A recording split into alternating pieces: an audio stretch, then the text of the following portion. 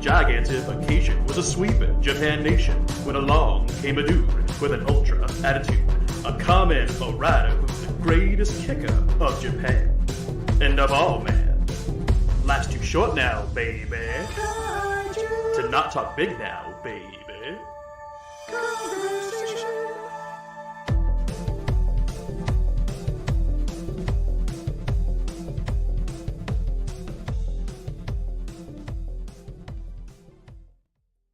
Hello, ladies and gentlemen, and welcome back to Kaiju Conversation Live, where I have live conversations with live people on a live platform. I'm your host, Elijah Thomas, and joining me today is somebody who I have had the privilege to meet.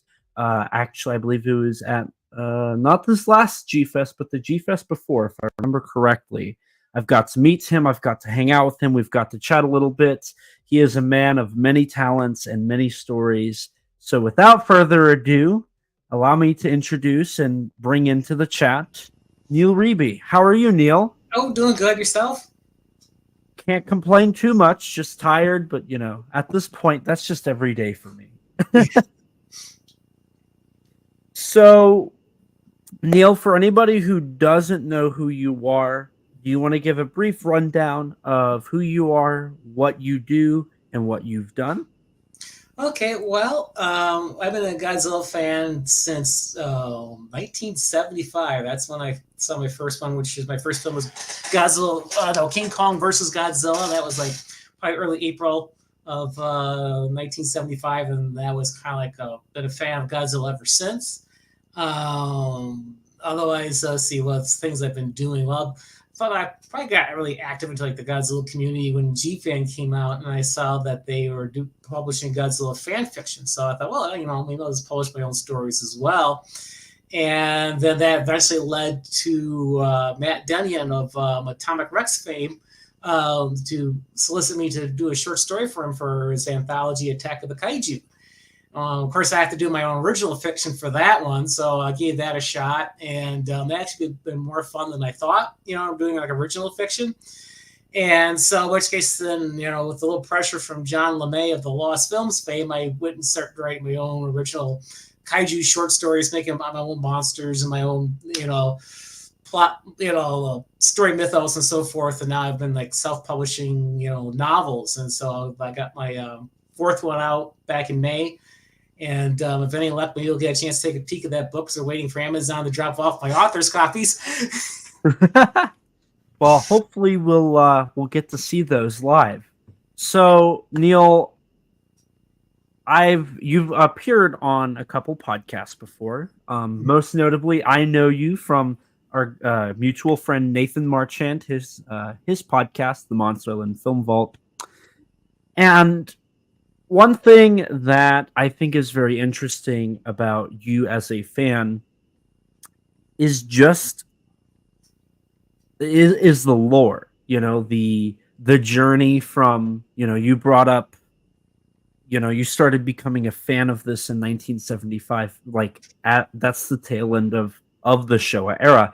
So, you know, for a fan like my generation, you know, the 10-year gap for us. You went through that decades before.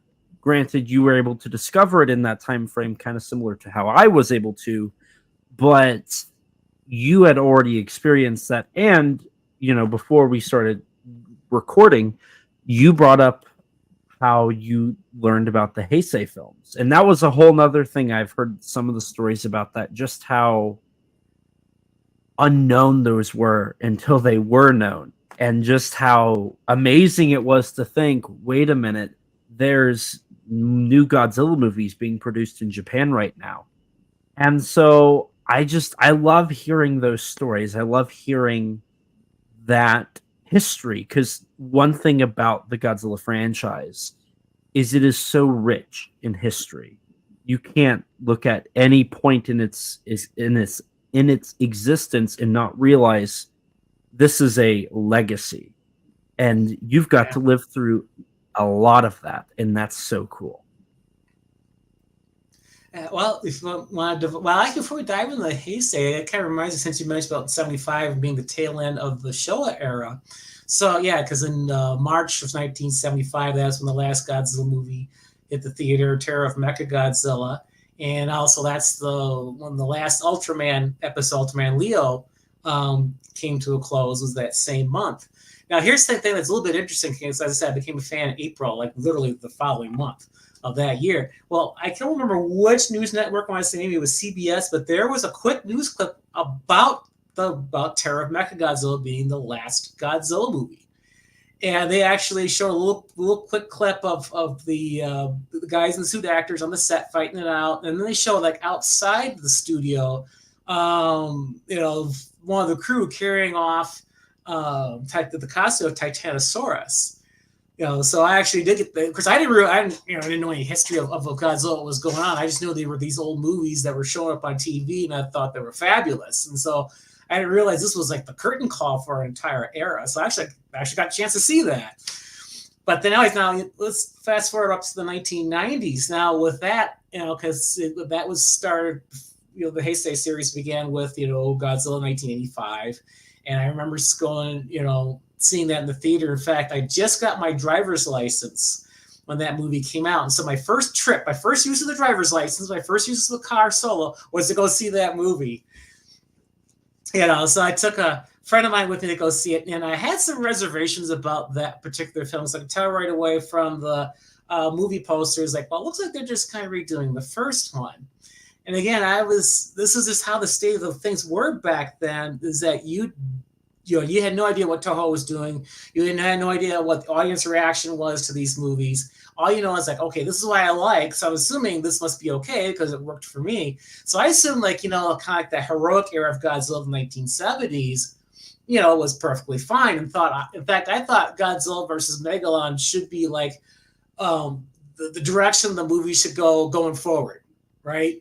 And not realizing that actually the 70s films by the 1980s, were kind of like in ill repute, so to speak, among the Godzilla fans and stuff. Like even Tomoyuki Tanaka was like, this was definitely a bad direction, so let's go and do something serious. And so I was watching this movie. It's like, well, why are they kind of rebooting the storyline when they already had that story arc from 1954 to 1970s, and they had a good thing going while I restarted it.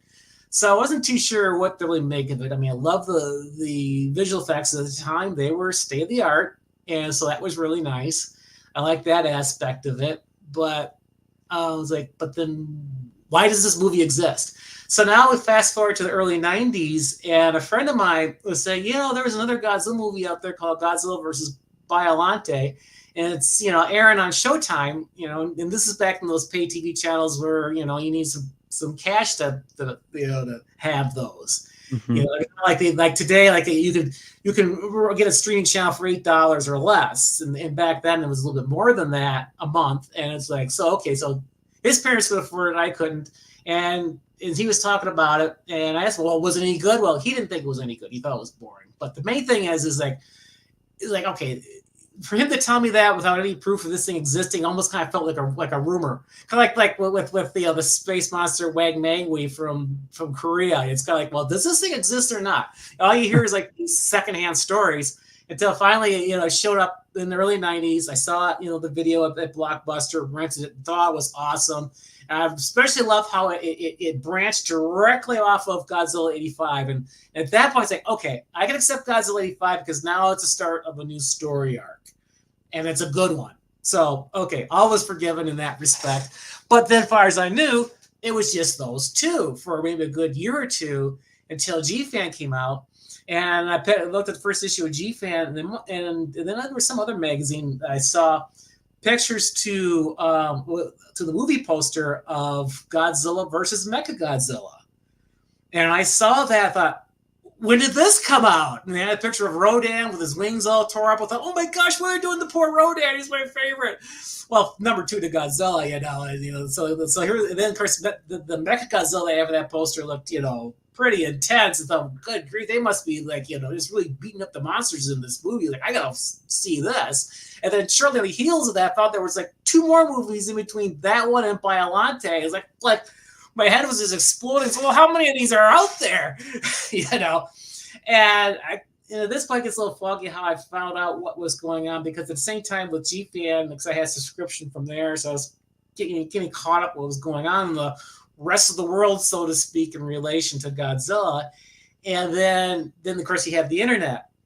We can finally go to chat rooms and websites and get your latest news that way. But kind of through all of that information, I found out that these movies existed, and eventually they were finally coming out on cassette. And so, in which case, I was picking them up. And as we were kind of talking about earlier, we were talking about how hot the weather is, and for me, the hot, sticky weather always brings memory of those days, because it was during that kind of weather when I finally got my hands on Godzilla versus Mothra and Godzilla versus King Ghidorah. And for me, it was like a second childhood, of discovering all these great Godzilla movies with the latest effects and stuff like that. And also the latest, just the whole production values and the film texturing, because by the 1990s, the ones from the 60s and 70s were, showing their age. And I mean that in a good way. I mean, you could always... old movies kind of have their own look and feel to them, and because they were just a product of their time, and so Godzilla was kind of like, I still appreciate it, but it seems like, it seems like the world was kind of passing it by, and then here these Heisei films are kind of like now, putting their stamp on the modern day of the 1990s at the time, and so it's like, oh, okay, so it's like Godzilla's now kind of crawled its way back up in the present day.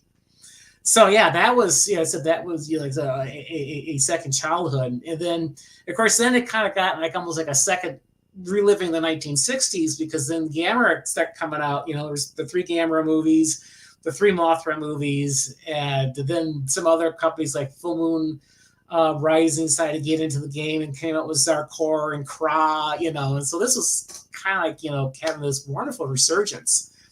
And then TriStar, threw their hat in the ring and came out with much maligned, Godzilla movie. But again, that particular movie was a huge blessing in itself, because it really opened the doors for distribution for a lot of films that you only read about and can only obtain in ways that are, considered the gray market. But now we're getting official releases like DiManna and all this stuff that was so obscure. And now it's like, now you can get your hands on it. So yeah, the 1990s was a very, like I said, was a kind of you might call it rebirth or something. It's getting, having this. I said for me, it was a second childhood. I was feeling in ways I hadn't felt since 1975 and 76. Yeah, and I think that's something that a lot of people don't know. Like I'm a huge physical media guy, and so. I own a lot of different versions of movies and VHS tapes of different movies. And a lot of Godzilla and Giant Monster stuff did come out in like 1997, 98, and 99, which is really cool when you think about, okay, what's the context? What's the historical reasoning for this? And it was kind of that hype train for Godzilla 1998 when it was coming out. And in a weird way, we saw that again in 2014, because we started seeing Gamera films getting released again from Mill Creek and all that. And then again in like 2020 with the Criterion box set and the Gamera Arrow Video box set, and this whole wave of other titles. The SRS Kaiju tokusatsu line really kicked off in 2019. And so it's really nice to know that this is, it's par for the course, right? This is kind of how it works. But it's good to know that this is right. This is how it works. And it's really awesome to hear like how those waves kind of came. Especially the 90s, because I think now the 90s are some of the most, I'd say that decade's one of the most important decades for the fandom and for understanding why Godzilla is the way it is now. Yeah.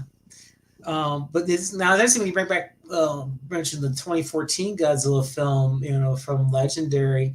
Again, it really, it kind of got Toho kind of kicked them in the pants a little bit to go and start making their own movies. So they came out with Shin Godzilla, and that was successful, which gave them the courage to make yet another movie. So now we finally had that I don't know what you want to call it, that coup d'etat, that moment we had both an American and a Japanese produced film showing up on the heels of each other in our theaters, which has been completely unheard of years ago. And for me, probably the biggest change from where I started to where I am today is just the connectivity. Because back in the 70s, 80s, and early 90s, you were pretty much a fan in isolation. There usually weren't too many people. I mean, even there were fanzines back then. Even to be aware of those fanzines, only a few people were even aware they existed. You know, like Japanese Giants and the Film Journal. You know, that it was just, you know, very few people were aware of it. Kind of like the only magazine that really kind of created any kind of connection was Famous Monsters of Filmland. Because they'll have a little article somewhere in the back about Godzilla every now and then. In fact, though, when I go to the grocery store with my parents, I was always looking for that magazine. I always flipping through for pictures of Godzilla, because that was, you know, like the only thing that was available back then. It wasn't like you can go on internet, Google images of Godzilla, Gamera, whoever was your favorite, and find a whole slew of them. You know, that was it. Is that magazine? And the irony is that the publisher was that Forrest J. Ackerman, who was the behind it.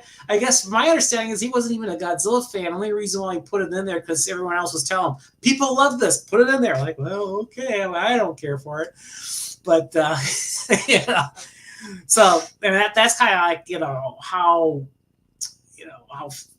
few sparse it was to try to find anyone who appreciated Godzilla back in the 70s, and even the people who published stuff about it, you know, weren't fans either, you know. These folks in the mainstream. And plus also I think also the social acceptance has really gone up very high compared to way back when. And I mean, because go ahead. Okay, I was gonna say, I think there's some significant social acceptance of even of the old movies that did not exist back when they were recent. You know, you figure when you're watching these in the 70s, most of those Godzilla movies were under 10 years old. They were fairly recent films, and even the production values of equivalent movies, say like at the Earth's Core, which had giant monsters, you know, it was about the same special effects level. So it wasn't like this stuff was, you know, cheesy. It was pretty much state of the art as it existed back then. You know, so. Yeah. So I think, and even then, back then, people didn't want to accept it. But now, even though it's aged 40, 50 years, people are more willing to accept it for what it was. I mean, even Godzilla vs. Megalon has its cult following. I mean, I wish I could have been at G-Fest the night when they showed it at the Pickwick, but someone did capture that moment. I knew this was going to happen. The moment Godzilla does his famous kick, there was going to be a huge applause. You know, I mean, that's you know where we're at. I mean, such a huge turnaround. I got to attend that showing. And oh, lucky you. I enjoyed it. I'm one of those people now, granted it's been, I think that was the last time I watched it. And watching Godzilla movies on the big screen is completely different from watching it on like a TV. But I really enjoy Megalon. That is one of the films that I really appreciate and think is highly underrated in the grand scheme of the fandom. So it's really good to hear somebody else share a similar opinion. Yeah. Well, that movie really kind of went through its own journey, because like back in the 90s, it was kind of like the official opinion that was the worst Godzilla movie ever made. And the fact that it had such a low audience attendance in Japan was always kind of thrown out there as proof. Oh, see, there's our evidence. This was the worst ever made. But yet, nevertheless, you go flip through the pages of G-Fan with all the letters in there, and there's almost everyone that you always gonna find someone saying, you know, I know this is, you know, almost like they're apologizing. I know this is supposed to be the worst movie ever made, but I still like it, and I thought it was a lot of fun. So I think a lot of that, criticism of Godzilla versus Megalon was part of what I call the official opinion. And it wasn't really the real opinion. And so everyone kind of assumed that was what was thought out there without realizing that official opinion really just came out of a couple of fanzines, and without realizing that just represented the person who wrote that particular article and didn't represent the opinion at large. So there was definitely a silent majority out there, I think, on behalf of Megalon going way back. Now, jumping in here real quick to the chat, I want people to know that we're not ignoring them. Helmy, hello. Helmy loves the t-shirt, Neil, by the way. He loves Oh, it. thank you. And then we've got Helmy bringing up re-releases of War of the Gargantuas and Matango. Those would be awesome. And then we got Danny DiManna in the chat.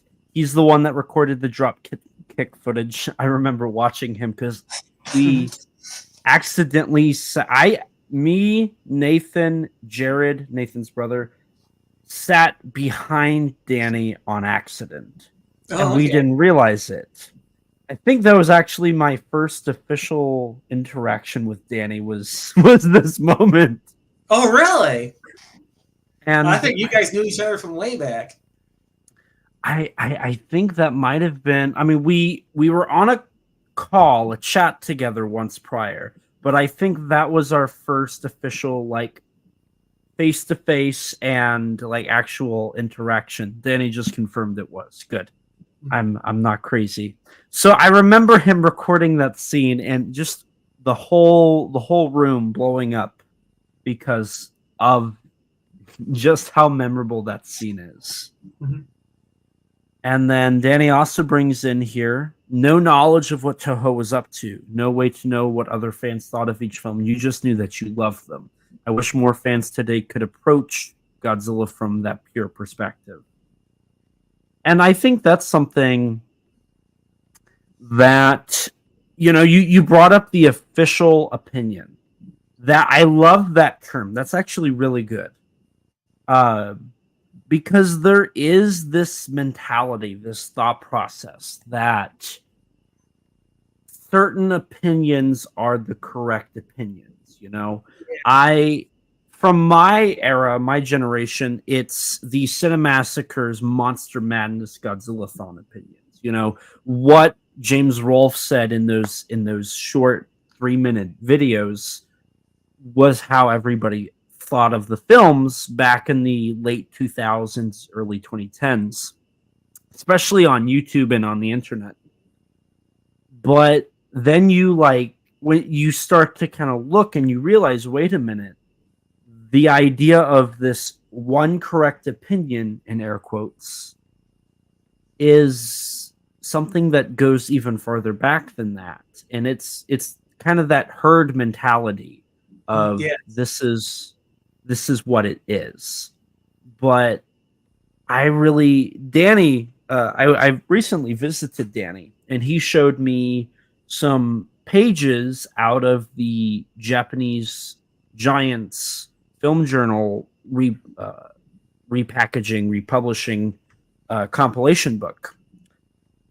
And reading and looking at some of those like articles, because that magazine started in 1976. That's about right, yeah. Somewhere in there. And seeing just how enthusiastic everybody is about the new Godzilla movie, Godzilla vs. Megalon, just like rocked my world. Like the thought process that like at one point that was the new Godzilla movie. That was the Godzilla Kong, the new empire of the fandom at that point.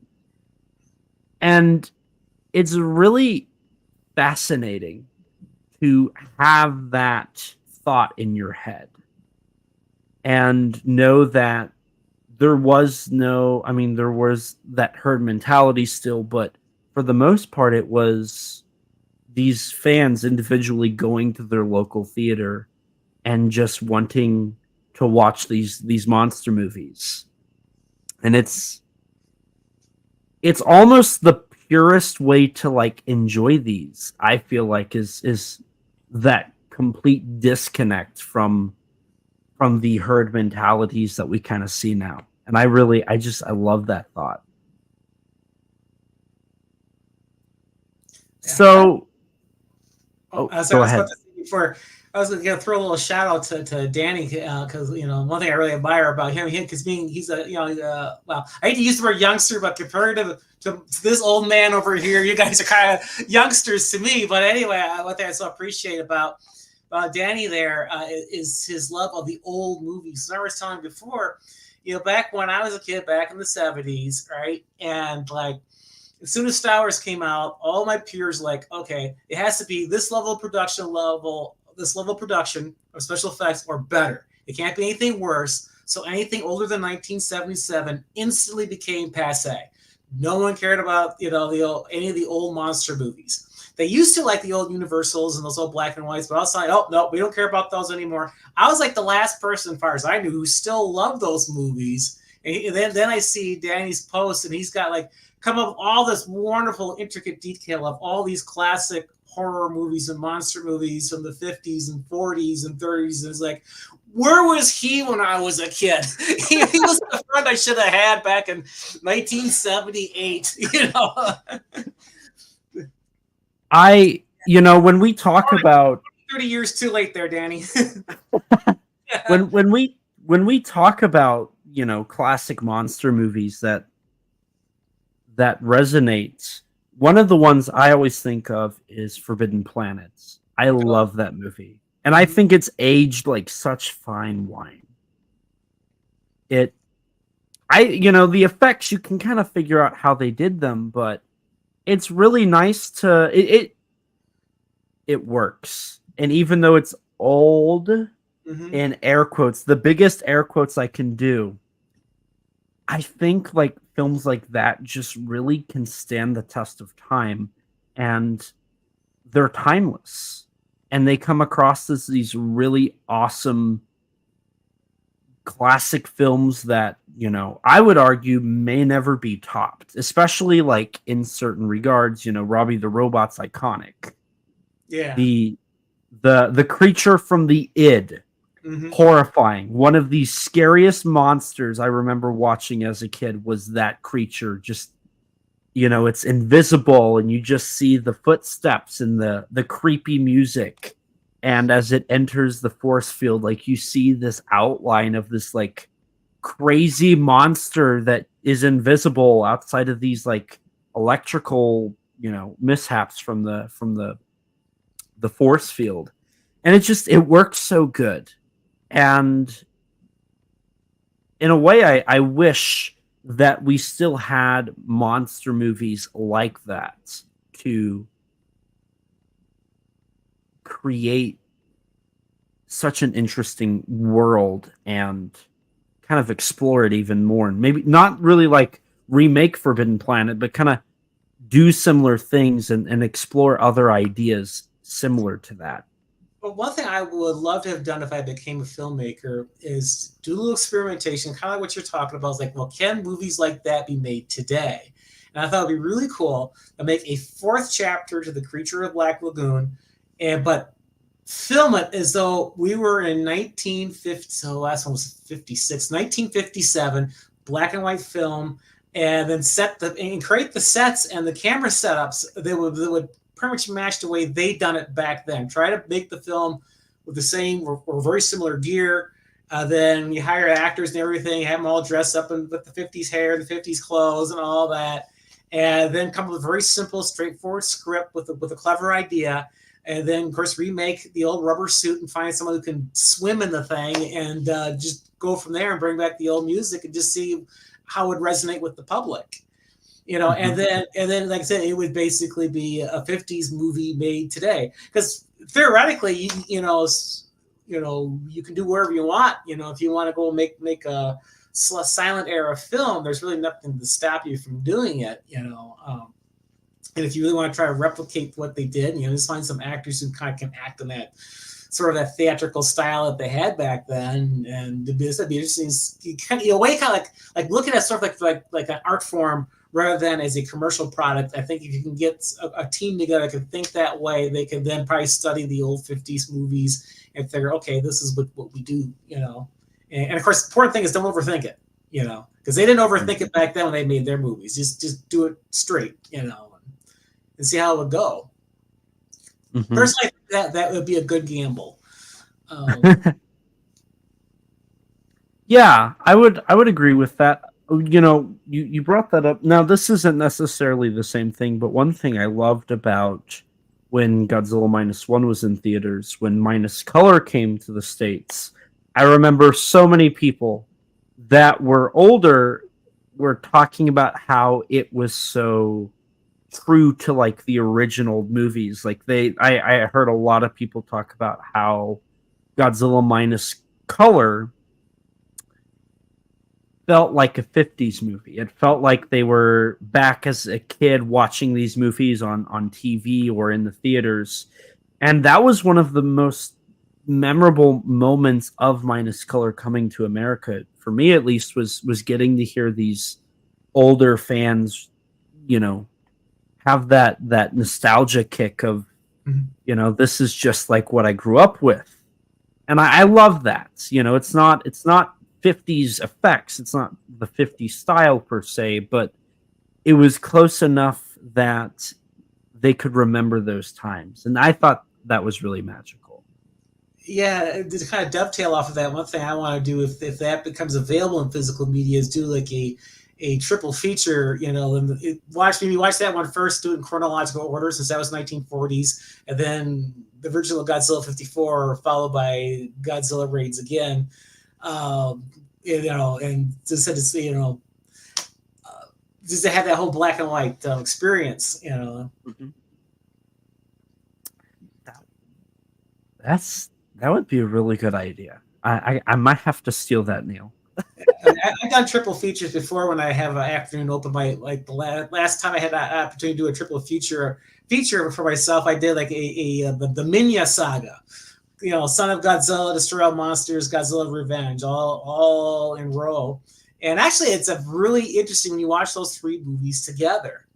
You know, I mean, I know a lot of people out there, at least the official opinion on Minya or Mini-La is, oh, that's the worst kaiju ever created from the Showa era. And, well, it's kind of fun to watch that little guy in three movies in a row, kind of watch him sort of, you know, go through his little story arc, you know. Or at least watch the different styles of filmmaking that he was in. Mm-hmm.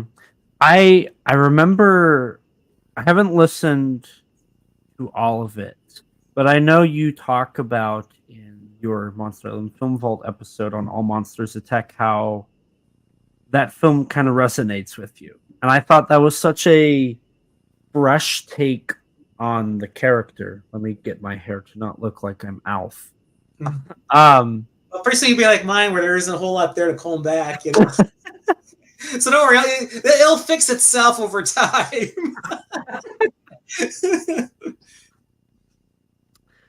But I really appreciated, because if I remember correctly, you know, this kind of wraps up, or, you know, goes in with what we've been talking about here a little bit, how for you, it kind of, the idea of Minya and Ichiro was kind of hit home a little bit. And I loved your take on how Minya and Ichiro was like the late 60s Nick Adams and Takarada duo. And I thought that was just such a heartwarming take. Yeah, but the reason that movie kind of, you know, rang, you know, kind of resonated with me as much as it did is because I was about Ichiro's age when I saw it. And then of course, I was bullied just like he was. And then I had a neighborhood kid who was a friend of mine, and she was a girl. And not only that was she a girl, the haircut of my friend and the character in the movie was almost identical. And of course, the Ichiro just loved the sound effects of the monsters. And it's like, okay, well, that's exactly what I loved about the Japanese monsters, because their sound effects were so different from anything in the States. And so he was as much as a big fan of Godzilla as I was. He had the same living conditions as I did, and then of course he fantasized about you know, going over to the Monster Island, which is what I fantasized about. So it's like, you know, it's almost like this was my biography or something. I mean, it was such a perfect fit, and plus all the ideas, like the whole idea of him going to the island and being able to talk to Minya and all that stuff. I thought that was such fantastic idea, and I thought also one of the grandest moments of that whole movie, the most thought-provoking moment of that whole movie, was when Godzilla was reaching down to Ichiro, and it's like, and of course that scene cut before we could find out what Godzilla was about to do, and it's like, but what was he about to do? Was he going to pick him up? What was he, you know? And then when I went back to school, you know, I was doodling pictures of Ichiro with Godzilla reaching down and trying to imagine, I wonder if this is what he was really trying to do. And then then of course, get back to what we were talking about with the official opinion. And then when G-Fan came out and I found out and saw these polls about that movie being ranked the lowest, it's like, what? Why is that ranked the lowest? That is got to be one of the most imaginative of all the Godzilla movies. And people hated this one? Like, why? But then there's that whole thing about, we hate it when we have kids as protagonists, the Kennys and that sort of thing. They give them the official opinion. You got a kid in it, therefore it's bad. Without taking into account of what you're actually watching. Well, is what exactly are you disliking here? Is it the kid's acting ability, or is it the character or something? And of course that never gets specified. It's just they just don't want a kid as a protagonist. They just want another Nick Adams and Akira Takarada team up and kind of repeat of that. And it's like, I don't know. I was never quite that. I felt that strict about who should the protagonist be in these movies. It's just as long as they're interesting. Because I was reviewing them kind of mentally of all the different kaiju films in the 60s and that had in the 70s that had kid protagonists, and it's like there aren't really very many of them where the kids were truly annoying. And I mean, there was like one movie where I would say okay, they were annoying, was in Zegra, but it really wasn't the kids' fault. I think they were just too young to to be expected to carry a film, and that was kind of a little too much to put on their shoulders. That'd be like the only example I say, okay, there the kids were annoying. But in general, I mean, they really weren't too bad. Like probably one of the best kid team-ups was in Gamera versus Virus with, I forgot the name of them, but, the kids were about 12 years old. I think you had the Japanese and American Boy Scouts. I think that was probably the perfect age if you want to have a child protagonist because they're old enough to, to have a little acting chops, and understand what they're doing, and I thought those two guys were great. So, okay, here's a good example. Why aren't people resonating with that rather than with the bad example, And then you got all kinds of kid characters in between.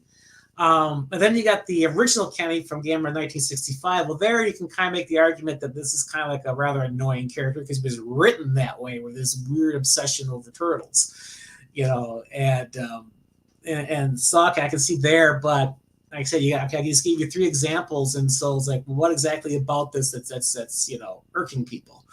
That I don't get. But I guess people are willing to give Gamera the Brave some slack, because they had child protagonists. But maybe because that was more of a recent film with recent production values and a very recent way of presenting characters and presenting a film. I mean, that's the reason why they cut the slack as opposed to an older style of filmmaking, and maybe that's where they're all falling apart. I don't know. They'll have to, answer in the chat someplace or in the comments section what's so irksome about child protagonists.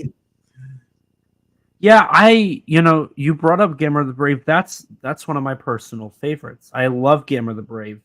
But for me, I also, for me, the Gamera franchise, like specifically talking about Gamera, I don't recall ever being. I know Zegra and Jiger were difficult for me in my most recent rewatch, which was probably 4 years ago. Mm-hmm. And Super Monster, that one. Yeah, that's like the one Gamera movie I can't sit through. I feel sorry for the people in that movie.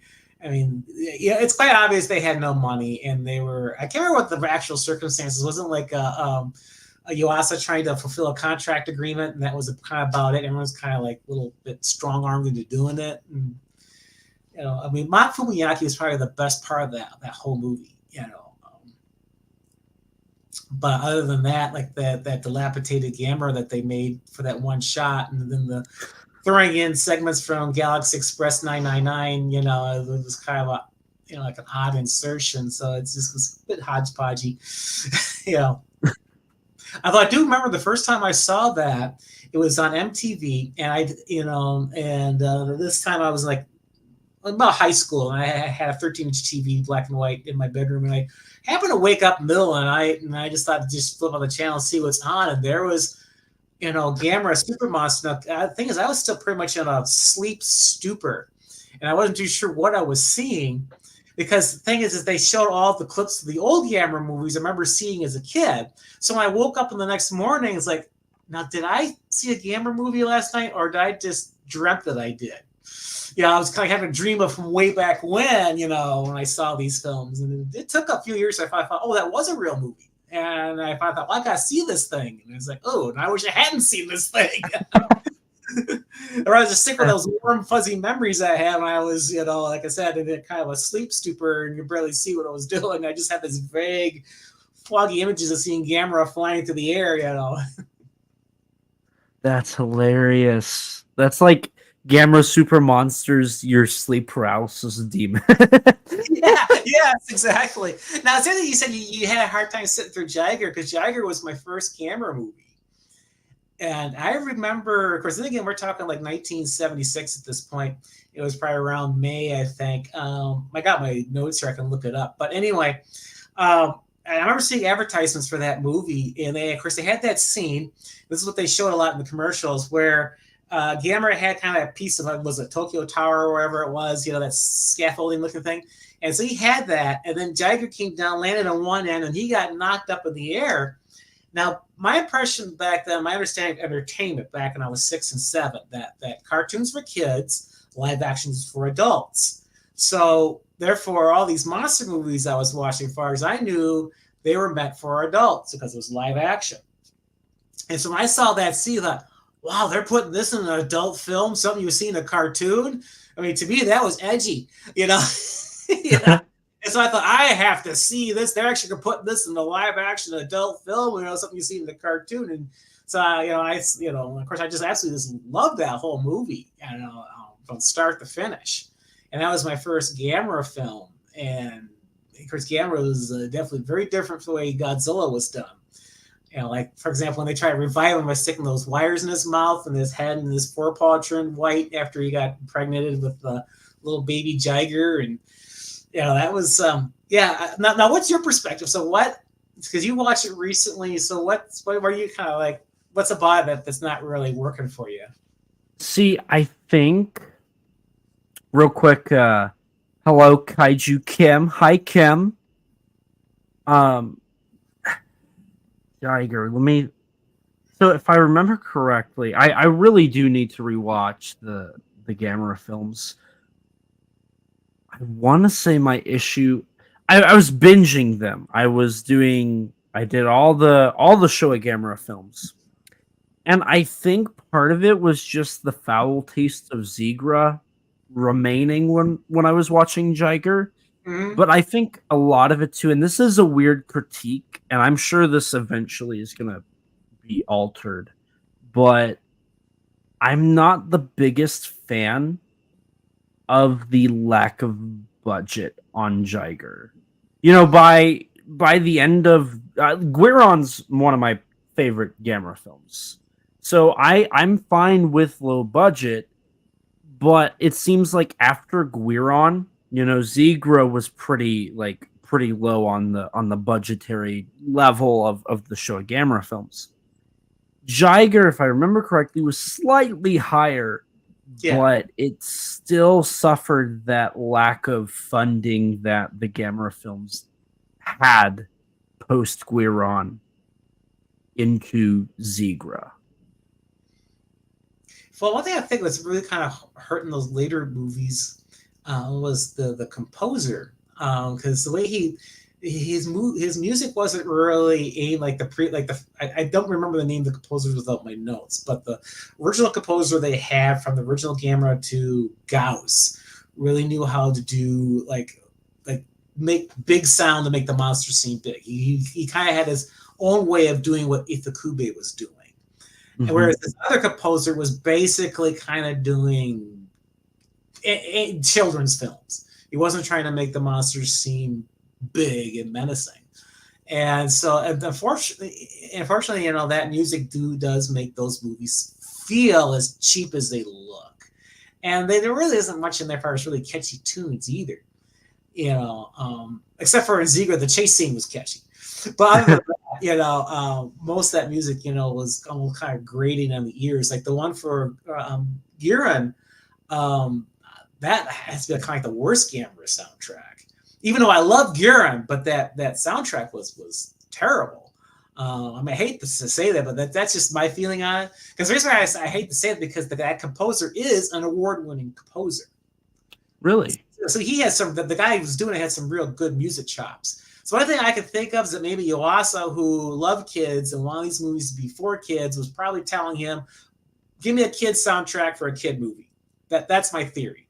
I can't back that up with fact, but that's what I'm kind of thinking based on what I've seen on why things turn out the way they did. But nevertheless, with what we've got, yeah, maybe that's my playing armchair psychologist. Maybe that's kind of playing in the back of your mind. It's like, this music just ain't, kind of like making it very clear to me I'm looking at a low budget film. Oh, hang on a second. You're good. Okay, sorry about that. There we are. No, you're fine. You're fine. Yeah, I should have unplugged that sooner. I forgot. Apologies for that, everyone. Well, actually, that can bring us a little bit back here. Danny brought up how the official opinion that's the new term, Neil. You're going to get credit every time the term official opinion is here now. I should put trademark on that, official opinion TM, That way it looks like a Toho logo because like all their monster days all have their little trademarks, Yeah.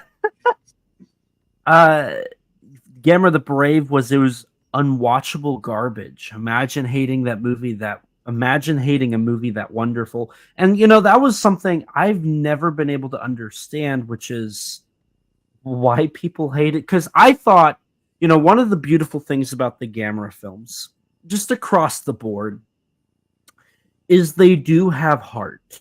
There's a heart to the Gamera films that not even Godzilla really has. It's, I think, the compassion and love for the character and what it stands for, I think, for director Yuasa specifically, that helped create, Gamera, the friend to all children. And that heart is very clear in Gamera the Brave. So I've always appreciated and loved that movie for bringing that heart that Yuasa really hammered home in those classic Showa films. So that's always been one of those official opinion. Thanks, Neil. That I've just never been able to understand at all. So there's people out there who've been voicing opinions that they hated that movie. Mm-hmm. Yeah. I'm surprised. I don't know. I seem to kind of enjoy a very insular life on the internet because I hear you guys mention all these controversies that are going on. I was like, well, I'm not aware of all this vitriol going on with these movies. But anyway, yeah, no. I mean, I can see why Gamera the Brave might not pull in, say, as much passion as some of the other movies because it doesn't have the big battles and stuff like that you see like all the previous ones. It was more of a human story. And it's kind of like it's like Son of Godzilla in that sense, and so in which case that's so I can see maybe less passion for it, But on the flip side, it's like hating it that I don't quite understand because it was a well-made movie. Yeah. I think it's the perfect middle balance between Kaneko's Heisei trilogy and Yuasa's series of films from the 60s and 70s. I always thought Gamera the Brave was like, if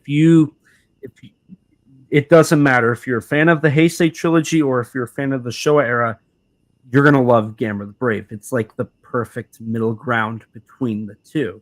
So I was really baffled when I heard that people actually criticized the movie extensively. Yeah. Sorry. No, go ahead.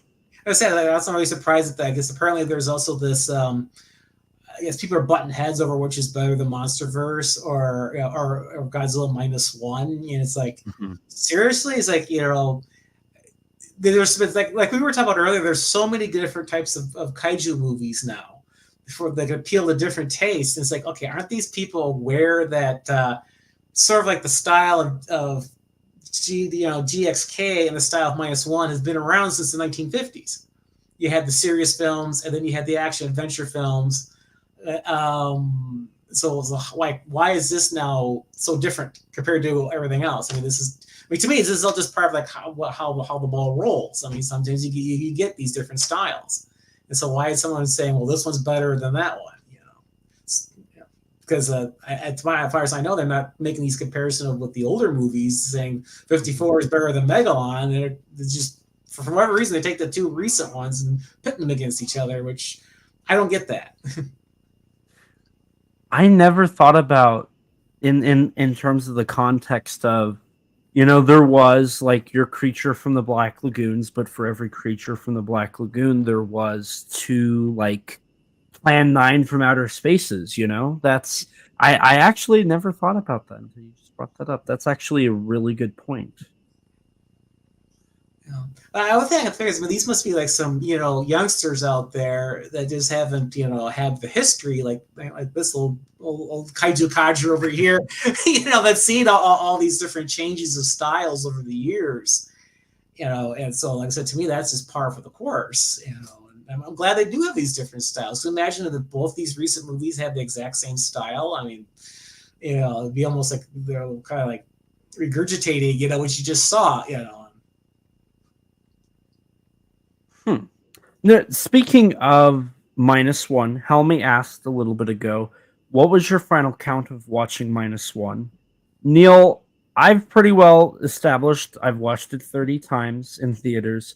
How many times did you see -1 in theaters? 8 times. Wow.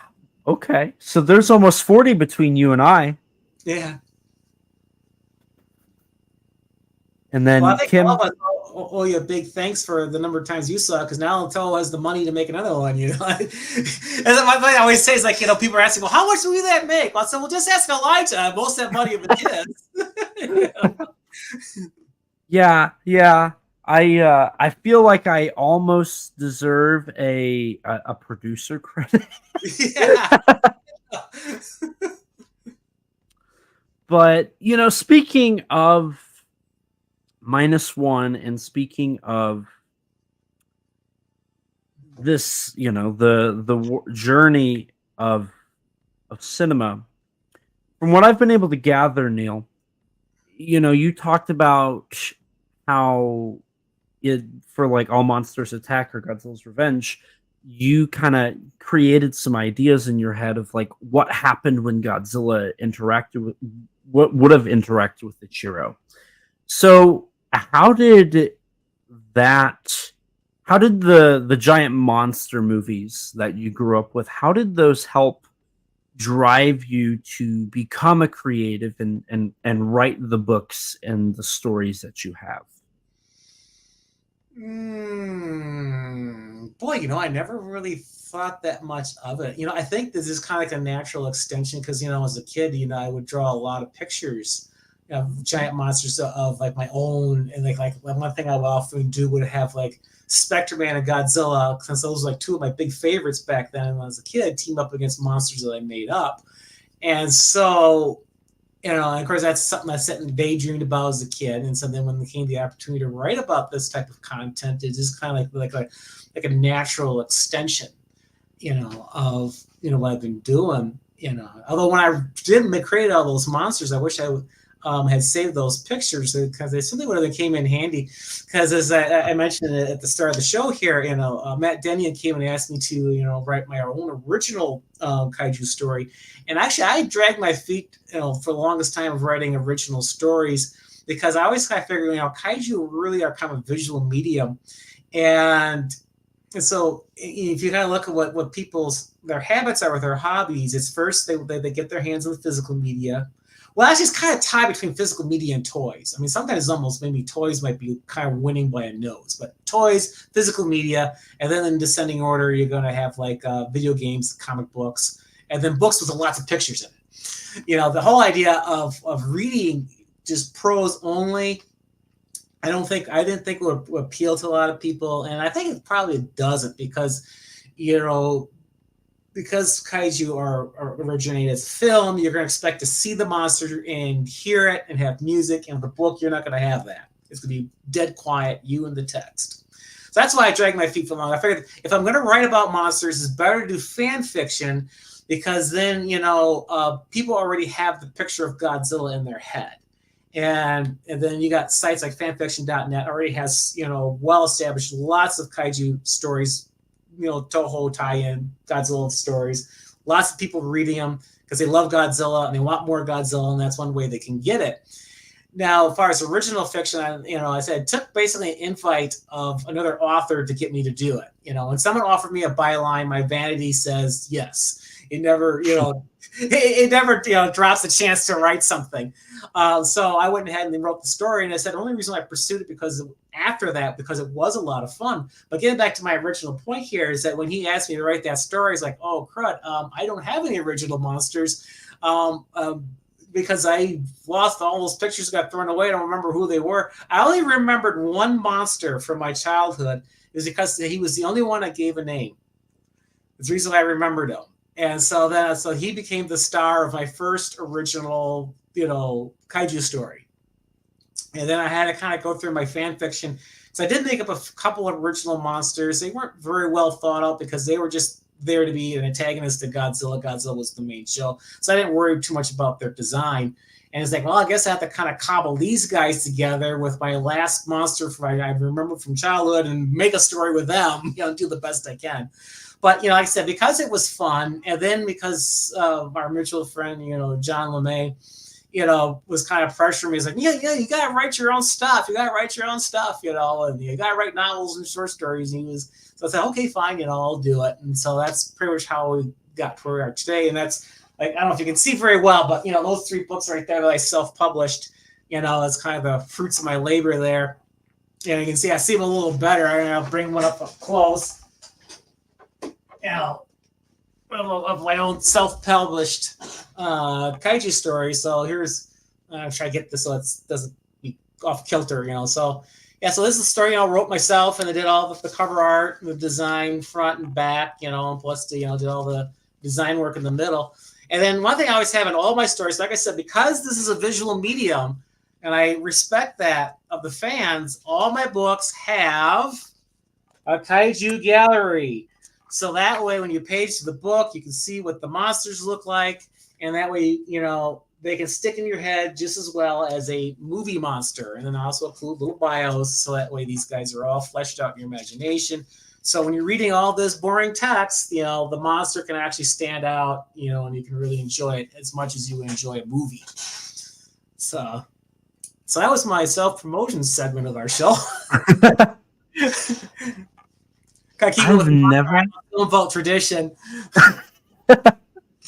I have never thought about that, but that's actually really, really smart way of looking at original monsters, because you are right, and even like in let's going back into a historical context, I think when I think of the legendary not like legendary picture stuff, but like legendary monsters, I think like Clash of the Titans and these kind of mythical monsters.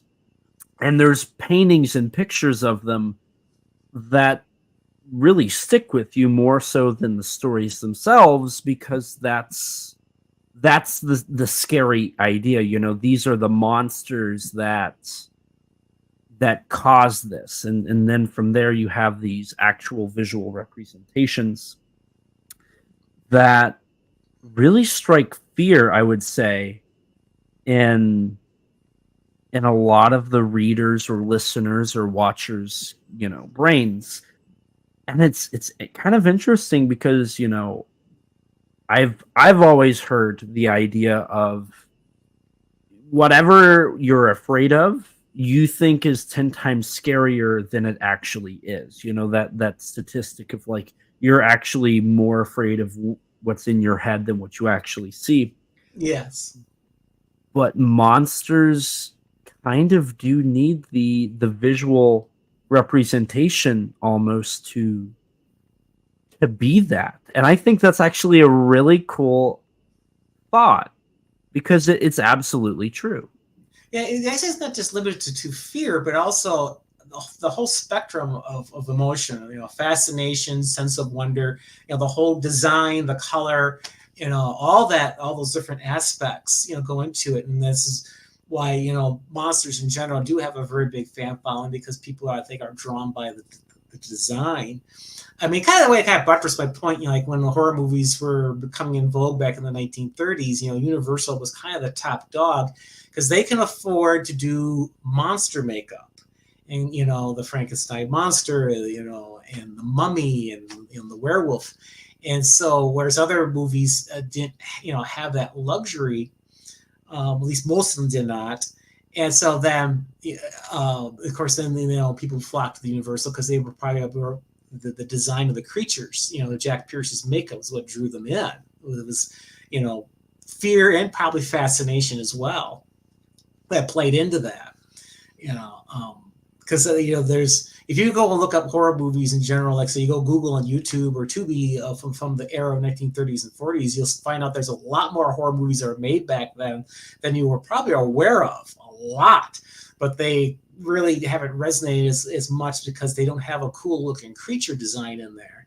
And that's what kind of pulls it in. And of course, like Universal is like, they made tons of movies of every possible description, comedies, musicals, dramas, you name, westerns, you name it. But what is it that, they're most famous for? They're monsters, because of all those wonderful designs, from Frankenstein's monster to the Gill Man, and so, yeah, so there's, like I said, there's a not just the fear, but there's a lot involved in why this stuff is so loved. And it's, like I said, it's all visual, and it really gets your imagination percolating. So depending on where your imagination wants to go with it, I mean, it's, there's the fun. And then that gets into kind of the disadvantage of us authors, which is why at G-Fest back in 2012, I started the writers panel. To kind of give a little love to the writers out there, because everyone else in the of the fandom had a panel. If you were a costume creator, which is visual, or an artist, which is visual, or an amateur filmmaker, which is visual, like everyone who out there, model makers, visual again, they all had their venues. The only ones that didn't have the venue was a writer. And I thought, okay, well, I'm going to step up and do something for the writers. And so anyway, I love that, and I'm gonna bring up what Danny says here. That's an excellent point, Neil. The first thing I did when I published my first original kaiju story was to have the creature illustrated. The genre is so visual by nature, pictures can be helpful, and I love that background to your panel because Nathan loves talking about that panel because that has become almost, it's a tradition. I don't know a year where that panel hasn't been there since you started it. Yeah, well, we have to give a shout out to Nathan and Danny again because, because I had a rocky road for a while as far as my employment and wasn't too sure, if I'd be able to make it to G-Fest, and I said I'm still kind of a state of uncertainty, but not as bad as it was before. But anyway, long story short, I asked those guys to take over as hosts for the panel. And I was really grateful that they took it over because they are the best guys for the job, because they're both good writers, experienced writers, which is what that panel needs, and they're fantastic public speakers, much better than I am. So I'm very happy and blessed to be able to pass the torch on to them. To be the new official hosts of the Kaiju writer panel at G-Fest. So now I don't want to dive full into I'm just interviewing you, but I got to know what is the best piece of advice that you've been given or you would give somebody for writing in the world of kaiju. Oh, in the world of kaiju, well, the advice I would give just for writing in general is that you want to frame your sentences in the active voice as much as possible. And so what is the active voice? Well, what you're focused on is your verb. And so, because if you do what's considered passive voice, your sentence structure is this way. X is Y. B is C. Whereas the active voice is X punches Y. See the difference? And because you have now an active verb of was and is. And another verb you don't want to use is began. When I proofread authors and they show me their stuff and have this beautiful verb, but it's like sequestered in a prepositional phrase, like he began to run, and it's like no, don't just say run. Run is more exciting than began, because that exists in personal experience. I read these two stories, and normally I'm not really big into car chases, but I do like really good fantasy. So I read this car chase story from Harlan Ellison, and when I started that story, I couldn't stop turning the page. And then I read this really good fantasy story, really good fantasy ideas from, I think the author's name was Tanith Lee, and it bored me to tears. I was like, well, why is this? Because this other story here by Harlan is just a car chase. Why is this thing exciting? So I focused on the verbs in both stories. And one was mostly passive voice, and the other one was all action verbs. Run, punch, pull, dodge, sit, stand. And that was the aha moment for me. You want to phrase your sentences as often as you can in the active voice. And that also cuts down your word count and it increases your pacing. It gets the story going. And also too, I think the reason why it resonates so much because subconsciously your brain focuses on, well, what's going on? Well, the action or the verb tells you what's going on. And so it's the verbs that paint the picture of what's going on, and not your description. So say like your description of, say, of a town or a car or something. A lot of times if you have too long of a description, the person's, eventually will start thinking about what they're going to have for supper after they're done reading. Their brain starts to wander. But if you keep those action verbs, you're constantly painting a picture in the person's mind. So that would be like the primary advice I would give to all writers. And then if you want to be writing about kaiju in general, since that is not really a market where you can make money in, is kind of first establish, well, what is your objective for doing this? It's like kind of like establishing what your victory conditions are, because you're not going to become rich or famous off these things. And so if it's just simply because, for artistic expression or something like that, make certain you nail out what that goal is, so that when you start writing, you don't get those feelings of dissatisfaction later on. And again, I suppose that kind of applies for writers in general, because when you're writing fiction, it's very hard to get yourself established, because you have to now create your own audience, as opposed to nonfiction, which has a built-in audience. People who write nonfiction books usually have an easier time selling them than fiction. So then you got that uphill battle of trying to convince people that, yeah, I have something that's exciting, you want to check it out, and they said, unless you really know how to market, and I can tell you from experience, I don't know how to market books. It's very hard to get them to move.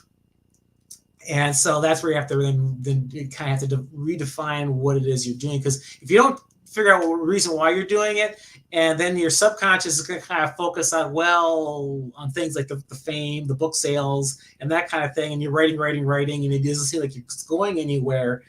And that's where you start having disappointments and doubts and self-condemnation or whatever. You start tearing yourself down as a failure when maybe you're not. You just simply haven't properly figured out why you're doing this. Because you probably can ask most new writers starting out, wow, you're in it for fame and fortune? Oh, no, I'm not in it for fame and fortune, but subconsciously they probably are. And so I think you probably want to sort that out ahead of time. And so if your parameters fall along the lines of, well, this is what I love, and I just enjoy doing this sort of thing, and if at least one person loves what I did, good enough. And then I think you're going to have a very satisfying time of writing these stories. That's a mic drop statement. That's so interesting. I'm more of a nonfiction writer myself, but I've dabbled in some fiction writing for like my short films and whatnot, and I think it's very important to know. Actually, here Kim just said it.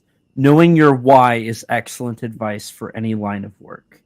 That's it. Like, that nailed it. So good. That's such a good point. Because I do think some people get lost in, they want to be successful, so they lose their way. And being honest with yourself and knowing and staying true to what you have, I think is something that would help artists so much, whatever field that may be, whether that's writing or graphic design or, you know, model making or whatever that is. That's such a good point. Yeah, I always talk about, you know, being honest. I would say it's not so much an issue of honesty, but an issue of clarity. You want to make certain you got this all sorted out in your head, because people are so prone to fall into self-criticism when things aren't, you know, booming, you know, and you know, because, you know, as I said, I think subconsciously, you know, we always define success as kind of like how we see you know, the celebrity level of kind of success, you know, where you become the talk of the town, and, you know, and you're a household name and all that kind of stuff. And because that's kind of from our formative years, that kind of gets built into us. What success is like, you know, brand recognition and money and all that kind of stuff. When that's why, I think you need to be kind of clear with yourself and understand. Otherwise, you'll fall into these defaults, which is being unfair to yourself. And the worst thing you want to do is then, you know, fall into self-criticism, because eventually you'll shipwreck your own. You blow holes in your own boat and sink yourself, and that would be, you know, such a terrible shame, because what you're doing will probably means, guaranteed, it's going to mean something to at least one person out there, you know, and so it's kind of a shame for you to kind of, you know, hide your light under a bushel basket, as they say, and bury your work, you know, and just, you know, like I said, it's just get that clarity in there. Like, why am I doing this? And once you get that clarity in there, well, then you'll be kind of open the door for yourself to enjoy what you're doing, because it is fun writing this stuff, you know, or just writing stories in general, and what, you know, feeling, because you're having your characters kind of come alive, you know, and you know, start having kind of life of their own, and then forming a sentence and stuff like that really resonates with you, you know, and I said, just kind of treat it as a fun artistic expression. Maybe like the first thing is, if you're going to do kaiju, okay, here's kind of a thought experiment you can do for your first story out there is ask yourself, okay, when you're writing your first couple of sentences, think about, okay, what is it about a giant monster? Like, say, if you're out there seeing a giant animal, what would stand out to you? What would it sound like? What would it do? Like little mannerisms and little just think of like the little details, you know, and then as much as you kind of go with that mental exercise, then start putting down your first few sentences and getting those details down. I think you'll have a tremendous amount of fun. I mean, I did that for myself with my like latest novel, because I was using sort of like my you know, B team of monsters, not my A team. And I was like, okay, how am I going to make this second stringer interesting? You know, I was kind of like working with my Baragons and Varans rather than with my Godzilla and Rodans for my latest story. It's like, okay, you know, Shusuke Kaneko showed that it doesn't matter what monster it is. What matters is what you do with it. Because prior to his Gamera trilogy, you know, the Gamera was sort of a laughing stock. Well, after Gamera Guardian of the Universe, no one was laughing anymore at Gamera. So it gets down to, okay, what are you going to do with it? So I thought, all right, Neil, now we're going to put that challenge to you. You know, now you're going to answer that challenge. What are you going to do with your B string here monster, your B team? What are you going to do to make him interesting? So I did it to myself. Okay, he's a giant monster. What can you say about him that would really bring him to life? Put a sentence there that says giant monster, you know, and do that. And then actually that really kind of got me kicked off very well, because I not only that I was able to take my B-list monster and turn him into an A-list monster within about a paragraph, I was actually having a lot of fun writing him. And I wasn't too sure I was even going to have a lot of fun writing about him either, you know. So that I guess for the kaiju specific advice. There you go, guys. You got your homework assignment. You know, I expect to see your papers by Monday morning. You know. Huh. You've kind of flabbergasted me. That was such a good answer. Oh, thanks. I just hope it's useful. That's the main thing, you know. That's like gets back to why I created the writers panel. It's not for the authors; it's for the people there, you know. Because I understand that struggle, and you want someone to help you out and point you the way. Because it is a solitary struggle. Because you don't have, you know, because you're all by yourself. You don't have the benefit of an audience. The only time you're going to have feedback is when you're done. And by that time, it's kind of like the ship has sailed as far as trying to do any course corrections, So like I said, it's nice to have that help beforehand. Right. Yeah. Now, since we're talking about writing, my first introduction to your writing was actually in a book called, if I remember correctly, it was the Japanese giant monster movies. Was it the Showa era compilation where you wrote? No. It was the Lost Films mutated edition where you wrote about some Korean monsters. Oh yeah, Yongari. Now, you and I both have a deep appreciation for Yongari. And we've never talked about it. Mm-hmm. So we have to. Like, there's no we'll hold off. Like, we have to talk about Yongari. So where does your love for that character begin? Well, the first time I saw it was back in 1976, and I consider that the year of Gamera because in very short order I saw my first 3 Gamera movies, so I was right in the midst of that. And so I'm going to wax a little nostalgic here. So anyway, I remember seeing that movie advertised, and I couldn't wait to see her brand new, giant monster movie. I thought it was a Japanese monster movie just because it had all the look and feel of one. And so anyway, here I was taking a nap, in the living room in a rocking chair, and for whatever reason, my sister decided to hop in the chair with me when I was trying to sleep. And I got really mad at her. I was like, "Get out of here! I'm trying to sleep." And so she refused and yelling back at me, which woke up my mother, and she got mad. So she grounded us both for 2 weeks from seeing TV. And of course, in that time span, guess what? Yongari was going to show up. And so I was like, "Oh my gosh!" And so now, believe it or not, I managed to negotiate my way out of this by telling my mom, if my sister hadn't bothered me, we wouldn't have bothered you. So really, she bothered the both of us. And so I was able to talk my way out of getting grounded. And of course, I saw that I got to see Yongari. And now here's the deal. Now, of course, this was back in the day, the TV guide days, where you were completely at the mercy of the, TV programmers if you're going to see any of these movies or not. So that was the only time I saw it. Saw it, loved it, thought it was just as good as any other giant monster movie I'd seen. And so then we fast forward up to the 90s when these movies were starting to come out. And then I started thinking about that movie because I hadn't thought about it since I first saw it as a kid. And since this has been over 20 years, and I was thinking, was that even a real movie? Did I see that? I mean, I got sort of these faint memories of it. And I can't remember now how I was able to rediscover it. But I finally found the video cassette, and I thought, oh yeah, this was a movie I saw way back when. And I watched that video cassette. So for me, that was like a lost film. I mean, it wasn't lost to the rest of the world. It was lost to me, So I was really excited to be able to watch the movie, and I kind of, of course, now like I said, the first time I saw it, I was probably 7.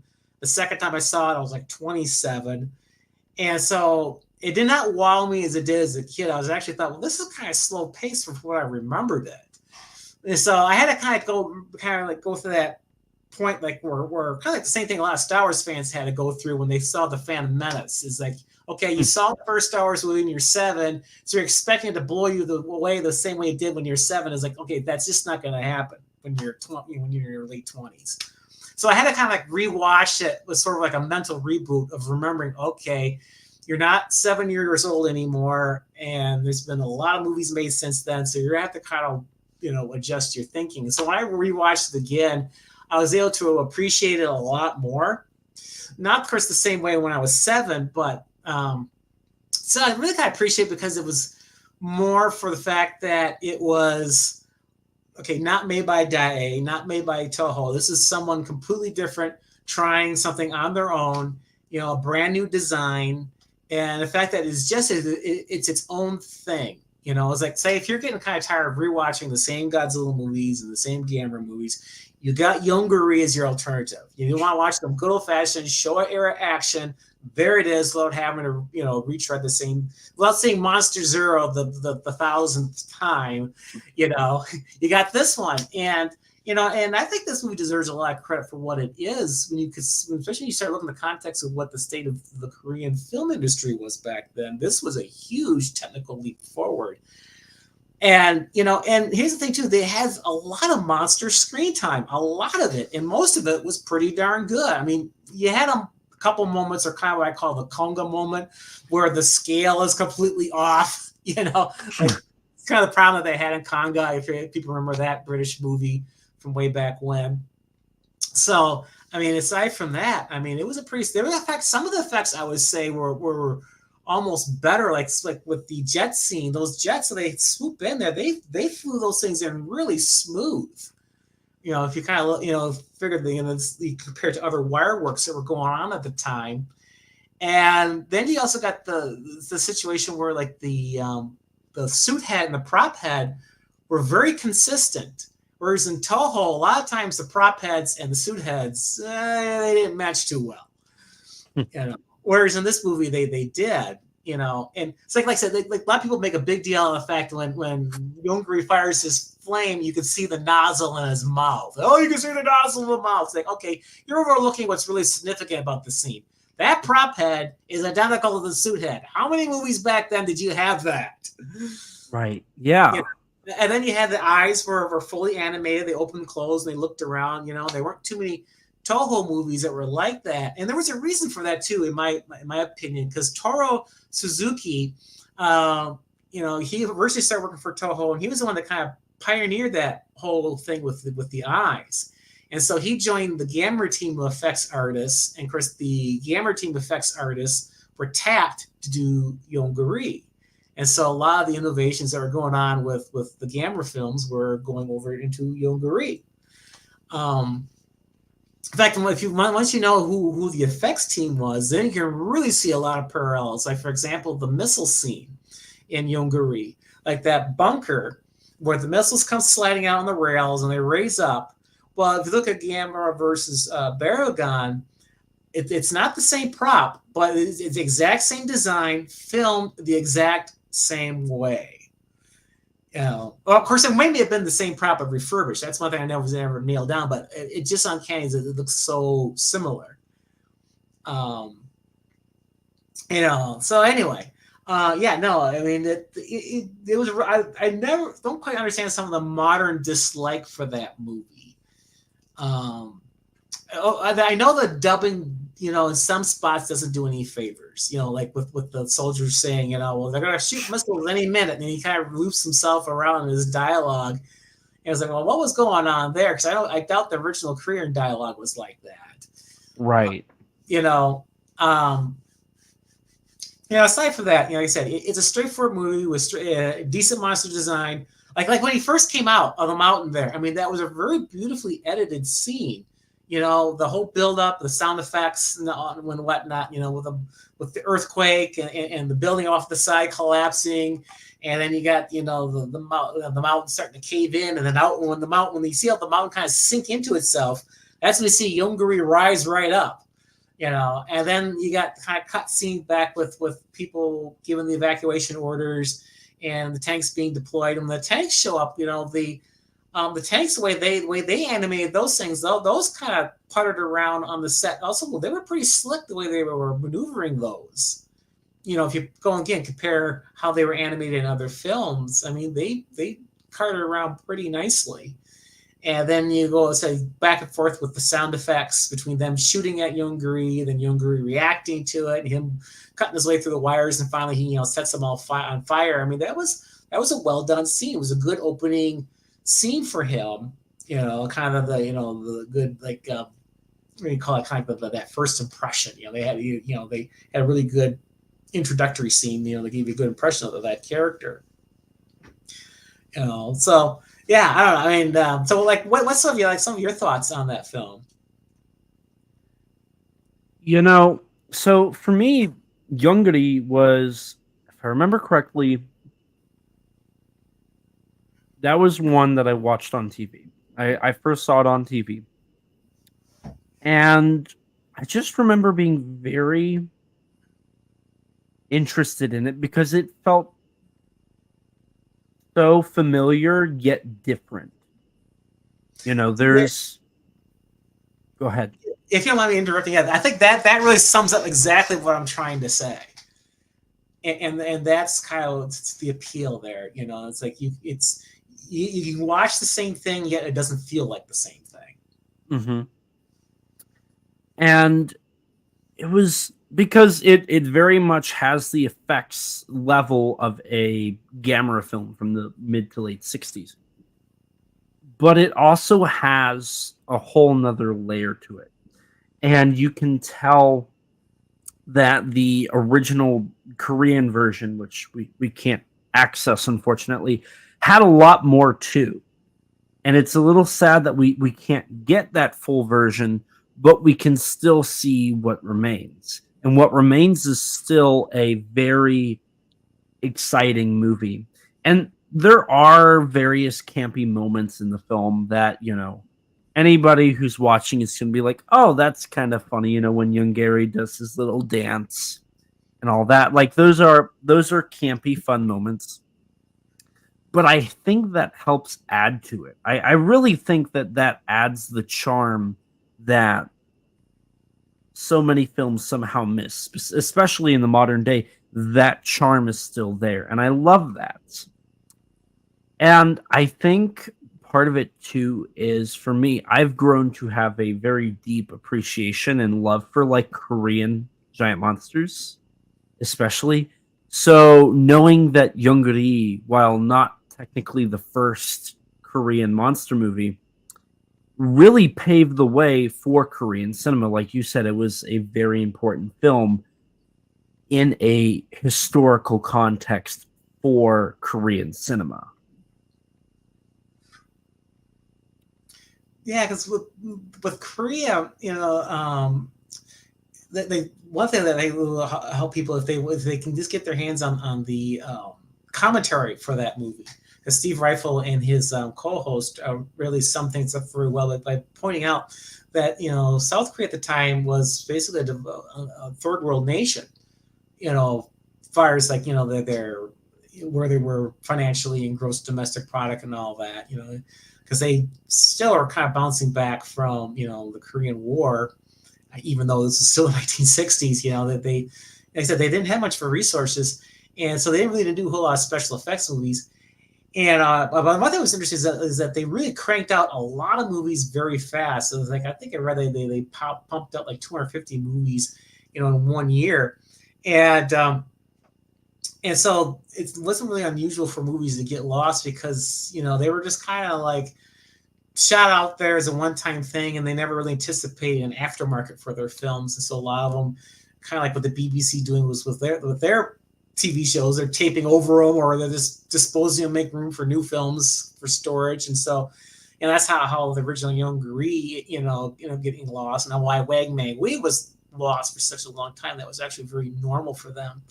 But they really didn't have the means to do special effects films, and they did mostly dramas and comedy, almost everything but a special effects film.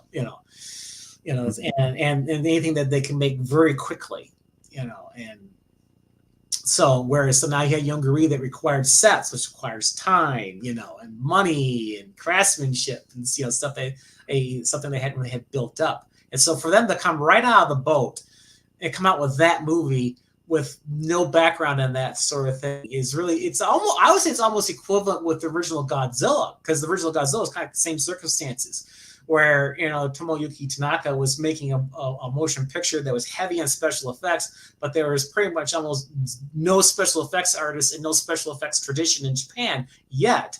You had Eiji Tsuburaya, who made the propaganda films during World War II, so he had some experience with miniature work, but generally he didn't have a lot of people who had a lot of background in that sort of thing, and yet he managed to cobble together a team from scratch, and boom, here was Godzilla. And that special effects was like equivalent to anything that the Americans were doing in Hollywood, easily, if not in some ways better.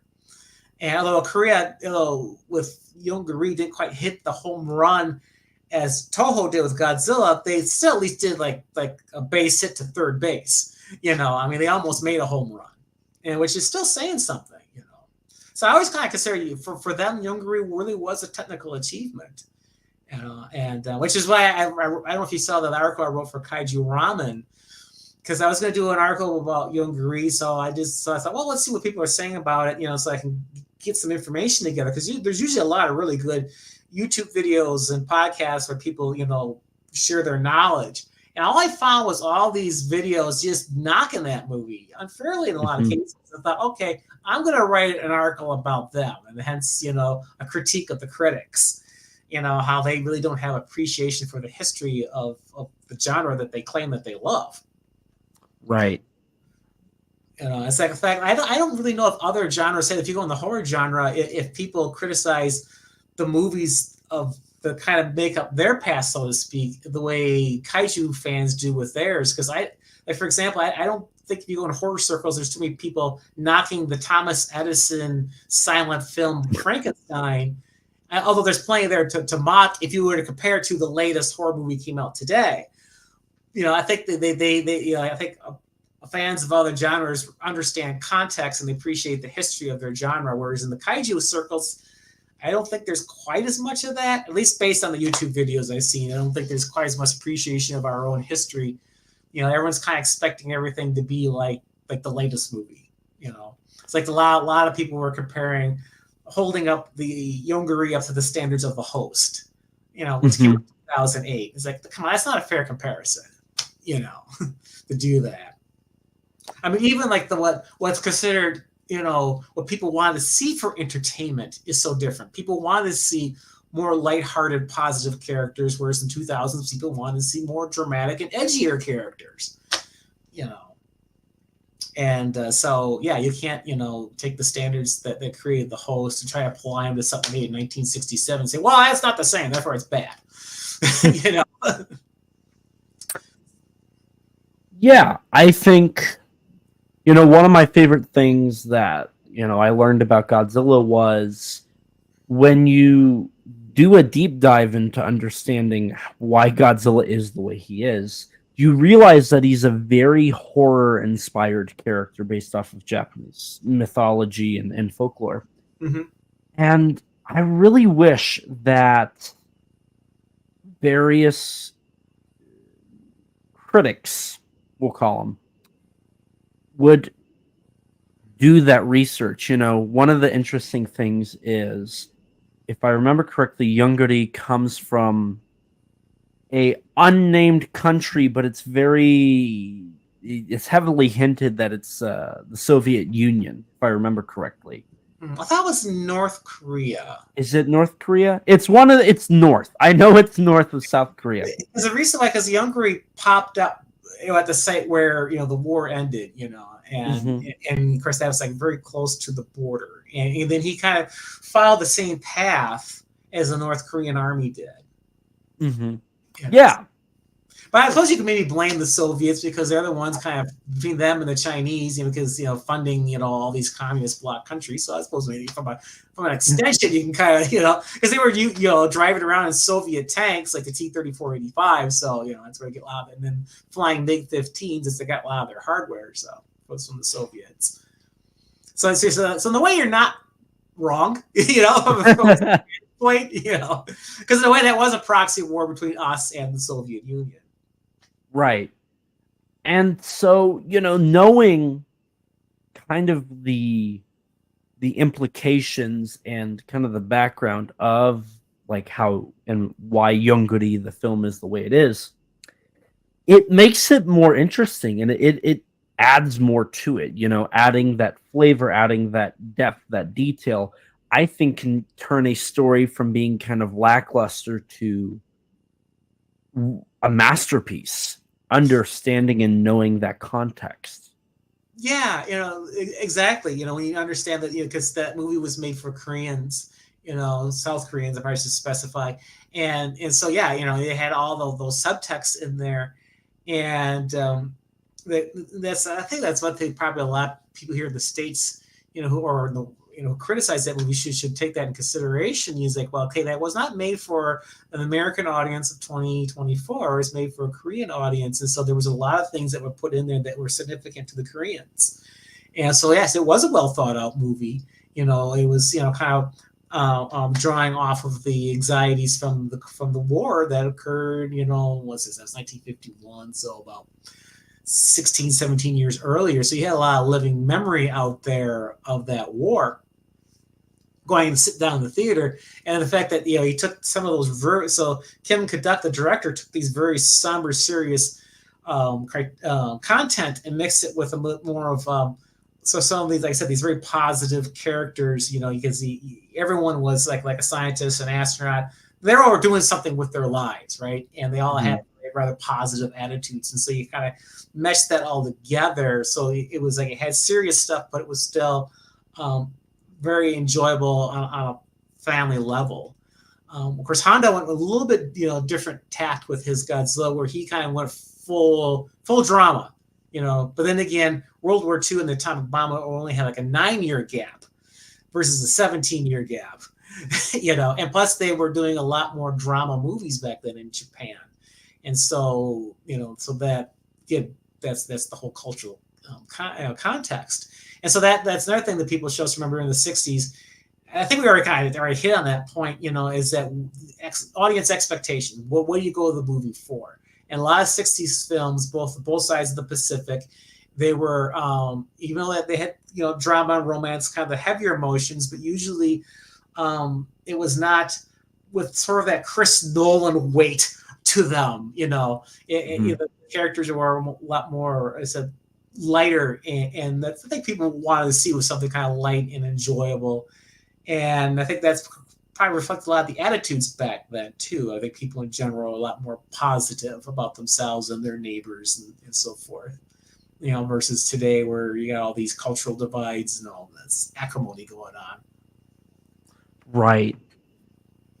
Actually, I never thought about the parallels there between 54 and World War II and the Korean War in Yongguri. That's actually a really good point. Because, again, it's like you said, it's not as close, but it's still recent memory. It's still something that very much was in the minds of most of the people who would know what this film is. Yeah, a lot of the adult population, they would, and some of them were probably a lot of combat veterans that were there too. So,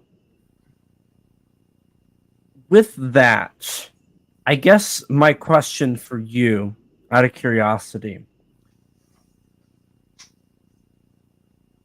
is Yongguri one of your more favorite characters? Well, I don't really have a favorite anymore. It's kind of like I kind of grown out of this whole idea of favorites. Like, I had favorites in my 40s. I had favorites. Actually, I don't know about 40s, but definitely in my 30s, I had my favorites. In my 20s, I had my favorites. My teens, I had my favorites. Preteens had my favorites. But now it's kind of like, I kind of love all these characters the same, but in different ways, because they all play different roles, in my life. So Yongguri, one thing I always stick up for him because no one else is doing it, so I'm going to do it. That's my mission statement: is be the one guy out there standing up for Yongguri, and being his big supporter out there, in social media. And so if anyone out there sees that little picture of Yongguri going, "Yay, that's me," posting that out there whenever I see anything positive about Yongguri, I put Yongguri approves, and I put that picture out there. But yes, I'm always going to be one of his stronger supporters, just because I know there's a lot of critics out there. So I'm going to be the counter voice to that. But what makes it special to me personally is just because, that movie did almost kind of like slip through my fingers in a way, because there was such a long gap between when I first saw it until I had a chance to see it again. I didn't remember what the title was.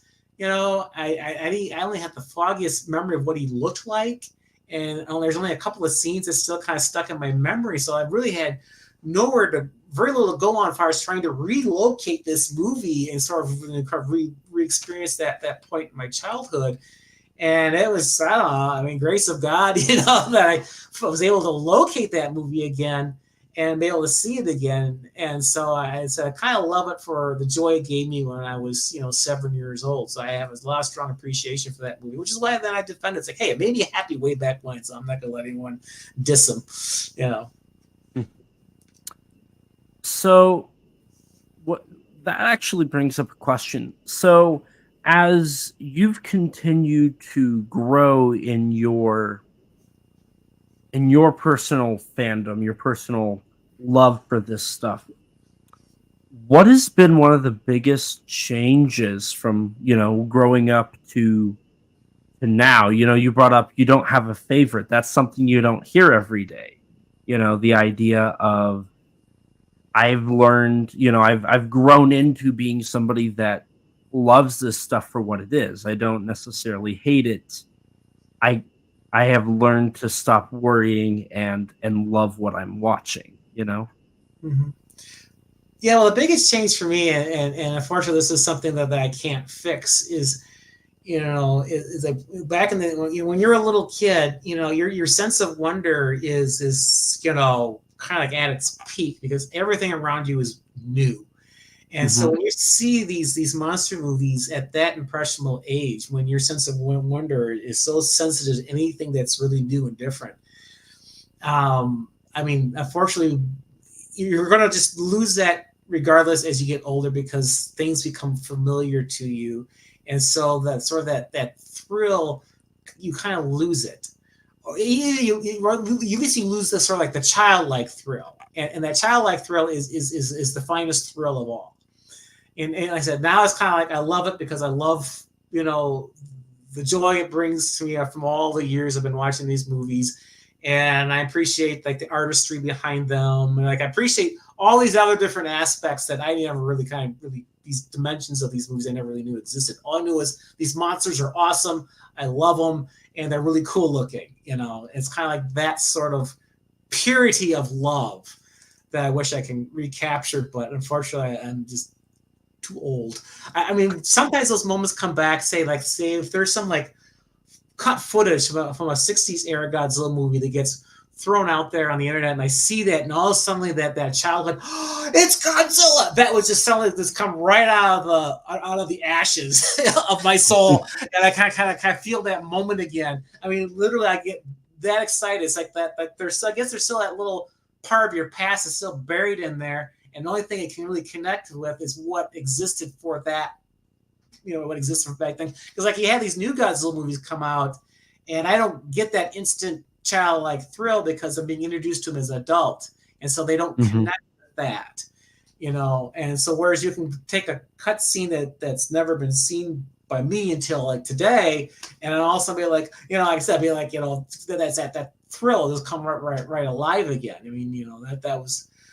Like I said, that's kind of that connection. So it's kind of a shame that that's gone. You seem to be able to kind of retain that purity at your age, and I really, really envy that, and I really respect that, tremendously. And another shout out to Danny because he seems to be able to retain that as well. So don't let that mature on you. That's I said that pure love. I wish I can get back to that because like for me. Those were my celebrities. Other people had other famous, whoever was famous back in the 1970s, those they all talked about. But, and then, of course, those are the people you always see hosting the Academy Awards and the Oscars and whatever. And I could care less about those people. To me, my celebrities were Godzilla, Rodan, Gamera, Yongari. Those were my celebrities. And when I saw them, those were the people I couldn't wait to see. And I sat down for their adventures, and any little thing that happened in those movies were like great big dramatic moments to me. I was that engrossed in those films, and also the TV shows when I saw Ultraman and Spectre Man. I was, like I said, it didn't take too much to really impress me, I guess you can say. Well, that's part of that childlike sense of wonder is the oh I got your nose, or like the magic trick to like, oh I just cut my finger off, is you're a little gullible, but that's not necessarily a bad thing. There's a level of that. I say this And on one hand, I get a little embarrassed, but on the other hand, I'm kind of proud to say on my 30th viewing of Godzilla -1, I still felt, and I can see it clear as day in my head. The moments, there's a couple moments, but in the final battle, when they're in the water, the moment where, Godzilla has been brought back up and he's charging up his atomic breath the last time. And that whole sequence, I mean, even before that sequence, like if we're talking on a bringing Godzilla, like let's just fast forward or rewind a little bit to, they've plunged Godzilla, the pressure has stopped him from being able to use his atomic breath, but it doesn't work. And it's like, what are they going to do? The thrill of the tugboat horn, and then they say, this is the Yokohama tugboat at your surface. Mm-hmm. And Captain is like, that voice is familiar, and he gets on the little phone and he says, Kid, is that you? And Kid says, yes. And after that, they decide to not decide, but then we hear all the other tugboats saying, like, this is the whatever Maru and whatever. And they just keep listing off their names. And we see Noda and Captain and the head of of Operation Watasumi just looking out, and they're so happy. And Captain says, I think he says, well, I'll be damned. And then the head of the operation says, tugboats, like, let's pull a Godzilla. Mm-hmm. That whole sequence just brings goosebumps and like brings the biggest smile to my face when I watch that. And seeing the tugboats pull these destroyers and Godzilla starts to rise. That's one of those moments that gets me teary-eyed still. And it's like, it's so ridiculous to think that 30 viewings into this movie, I'm still tearing up over stuff like this. Or like at the end when Shikishima flies the plane into Godzilla's mouth, I still feel the tension behind that. And it's so magical that somehow, like, I remember sitting in my 30th viewing of Godzilla -1, it's the minus color version. It's a Tuesday night. I've lied to my boss on where I'm at to go see -1 one last time. This was like February 12th. This was like the last day it would be in theaters. And I remember sitting in the theater thinking about, this is the last time I'm going to see this. And it just brought all of that emotion back. I could feel that first viewing all over again. And it was just so magical. And there's a lot of moments in a lot of the films that still bring me that. Another one is Godzilla vs. Biollante. Miki Sagusa's in the ESP school, and she's talking to one of the characters, and they're talking about how all the kids have the same dream and they can't describe it. And they go into the classroom, and the teacher says, well, kids, what did you dream about last night? And they all pick up and show the drawings of Godzilla, and then the Ifukube theme just comes bursting in. Like, that's a moment that I get goosebumps no matter what. It's just, there's something about it. It's very theatrical. It's very like, oh, of course, this is how it goes. Mhm. But it's so magical. And it just brings the inner child in me so much joy and so much emotion to feel that all over again. And I love moments like that, especially in these giant monster movies. Yeah, well, since you brought up Godzilla Biolante, like the things that kind of really resonated with me was someone they got is when they had the scenes with the scientists. And they're talking about anti-nuclear bacteria and all these other rather high concepts and stuff like that. And what kind of resonated with me, because being a science fiction fan and seeing a Godzilla movie really start thinking about science topics and talking about it in a very intelligent way, rather than sort of a super science sort of way, like the acycle light ray is basically like your retro super science. And I hear that here, so here you got the issue of kind of the joy of seeing Godzilla movie now kind of be brought into the modern age, but also kind of like handling like science topics also in such a serious manner. And then some of the things also that kind of really resonated to me too is you see a lot of familiar motifs from the old films, but done with like modern effects. Like with when Godzilla's going through the city, and you can see like his feet through like a window, like a storeroom window, and see his feet pass. And you're going to compare how that, because they were doing that already in the 70s, but here where they're doing it so much better, and so it kind of gives you that realism. It kind of gives you a bit of a tingle, It makes it a little kind of more tangible. And then like the close up they did with Godzilla's face, because here now they finally also had the suit head and the prop head now looking identical, and they had the close up of the inside of his mouth and seeing his tongue so flexible. He just seems so alive and real. Those are kind of like the moments from that movie that really resonated. It's like now it's seeing his back, and they really give him an A-level treatment. And I go with -1, kind of like the moment that really kind of like impacted me emotionally the most in that movie is when Noriko finally saw Godzilla. And there's two things that kind of went off on her face at the same time, which is real credit to the actress. First of all, the realization that Shikishima was telling the truth, and you realize that she wasn't too sure she really believed him about the monster.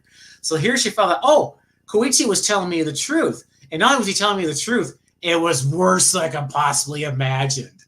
And she captured both those ideas in a split second on her face. When she turned around, you saw her face through the glass of the train window, and you saw her Godzilla's reflection. That to me is like one of the most.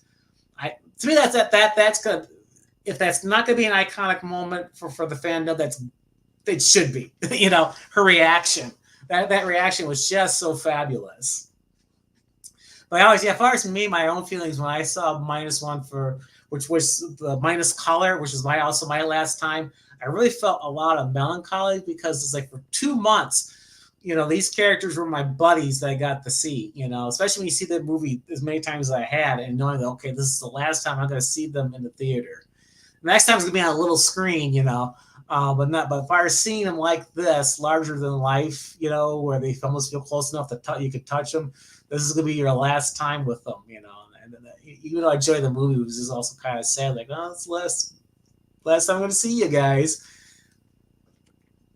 That is such a true statement. I was able to find that first viewing feeling, but I remember at the very end, at the end of every showing, I always clapped during the title, and then I clapped when Yamazaki's name came up. There was something, even if I was the only one in the theater, which happened a couple times,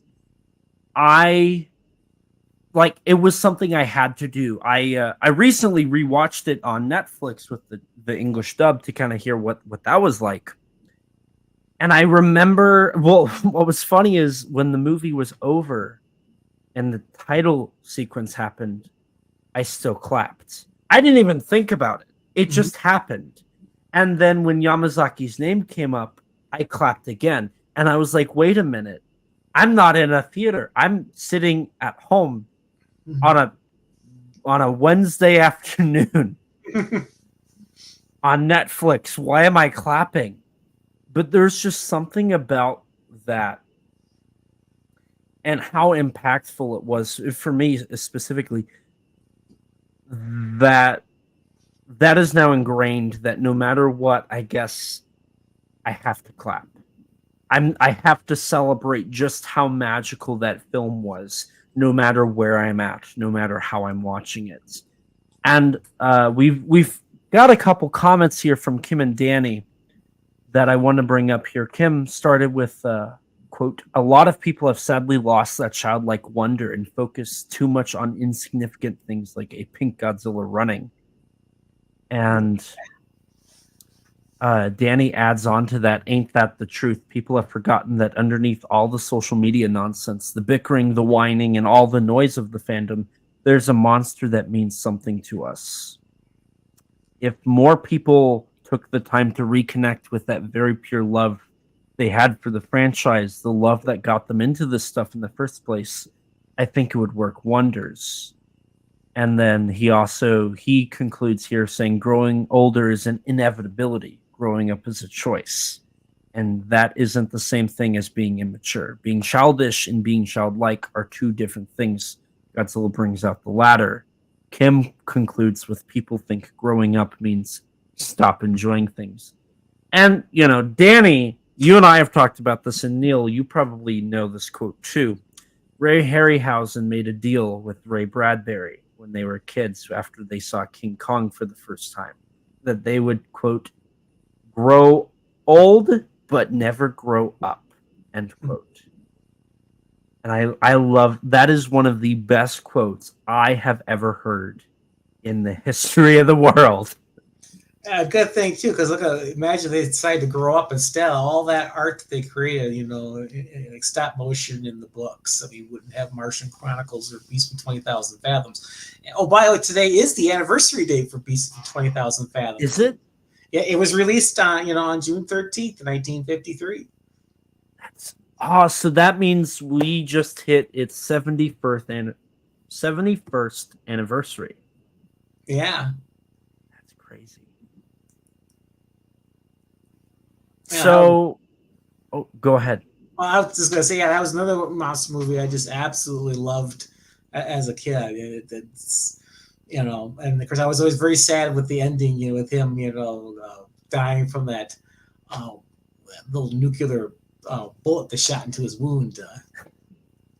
Like I said, I was very much into those movies back then. But I mean, that was, I remember back when I was a kid, and I was kind of evaluating between, I had this is how much I took this stuff so seriously. I was seriously evaluating which I prefer for approach for monster special effects, the man in the suit or the stop motion. And I was weighing the two. I was like, boy, this is really tough. I finally decided it was the man in the suit because the motions were smoother as opposed to stop motion.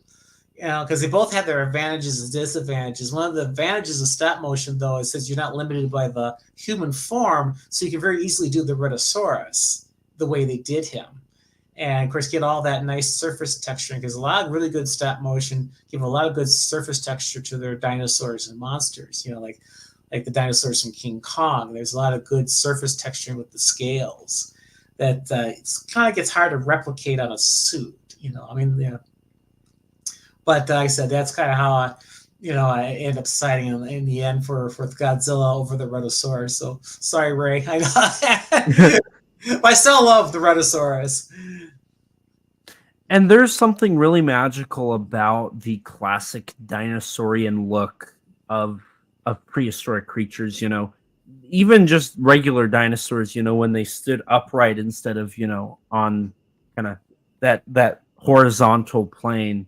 There's just something about it that's so amazing and magical too. Well, I guess back in the 1800s, they were, when they tried to figure out what was the stance of the theropod dinosaurs, upright or parallel, their bodies parallel to the ground, they almost decided to go parallel with the ground back in the 1890s. That can't remember what changed their mind to opt with this pose. But let's say if they would have opted for this pose back in the 1890s, what would Godzilla be like? It'd be very hard to put a man in that type of suit.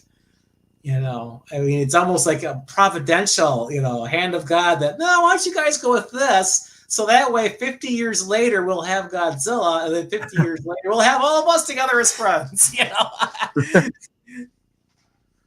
Yeah, and, we do see, there's 98. They tried to do GMK parallel, but that didn't really work out. And, even like the MonsterVerse iteration does kind of hunch over a little bit more than previous iterations.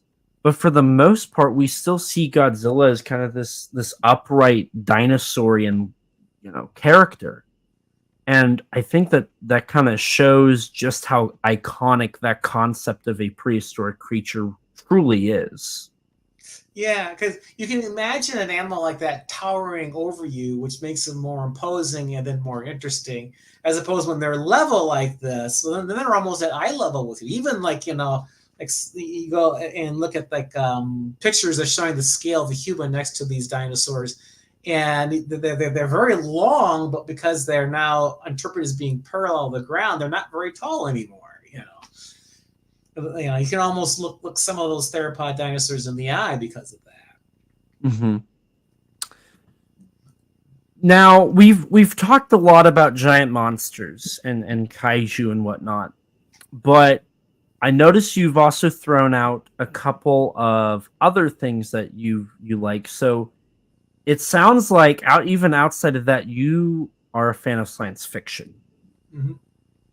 So what are some of your favorite science fiction stories or franchises or just topics? Oh, I'm kind of the same boat. I no longer have favorites. I just have stuff that I like for their own particular reason why I like them, because like growing up, before I even knew what science fiction was, I was a fan of Flash Gordon.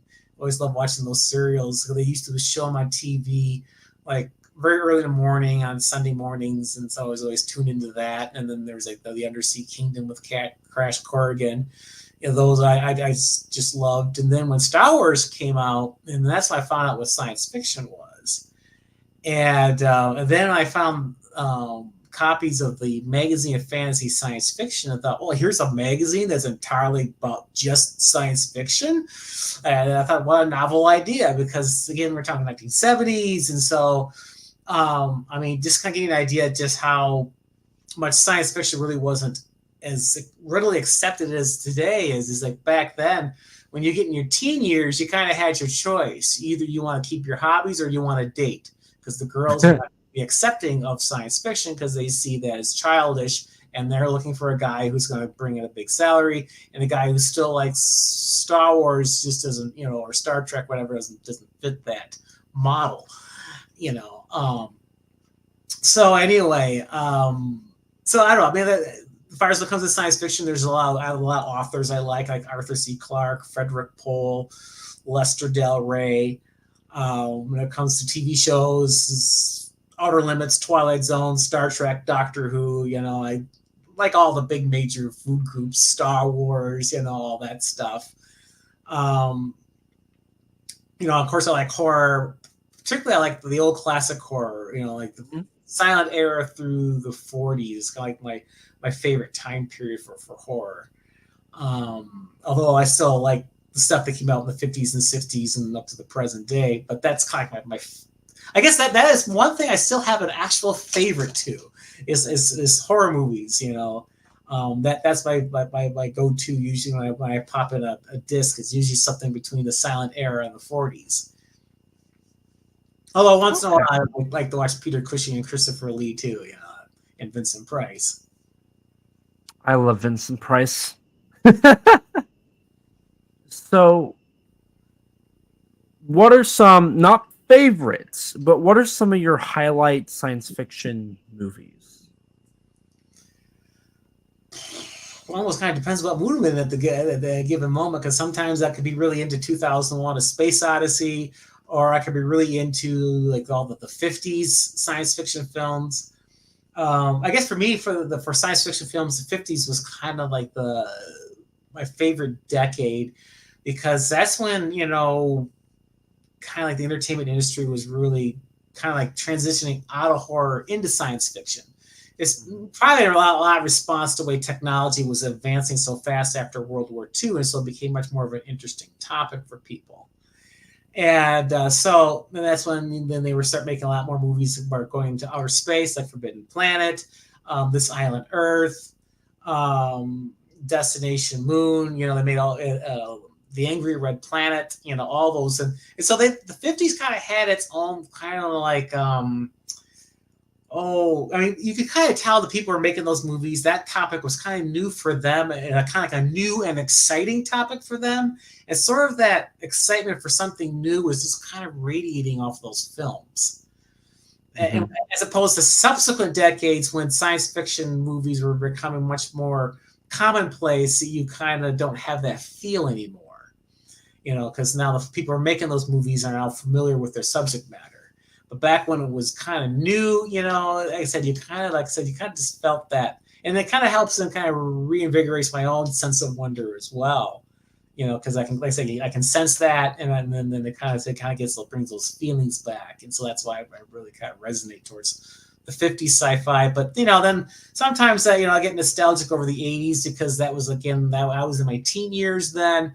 And so that's a whole nother realm of nostalgia, because those movies kind of had their own flavor, because they were kind of made in response to Star Wars. And now everyone was always trying to raise the bar for the production values, and in which they all had kind of varying degrees of success. It also kind of impacted the way the style in which the sets were made and the costumes were made, where they're all trying to replicate that lived-in look. And so everything was very polished. Which also they kind of created their own kind of sense of reality that I really appreciated.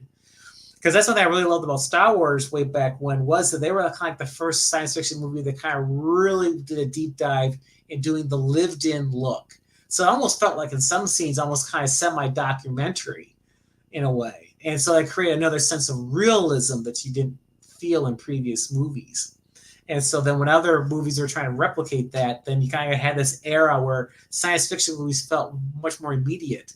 Like Aliens really captured that a lot of creating a sense of reality. Everything seemed real and authentic. You know, it felt like, you know, they just sort of like found they actually went to the planet LV-426 and they just set up their cameras and started filming, you know, as though that was an actual real place. And so I really kind of appreciated that aspect of it, of that particular decade. It's funny you bring up Aliens, because that Aliens and Alien are easily like some of my most watched films of all time. I remember when I first watched Aliens, the following like 2 weeks, I just would watch that movie after school.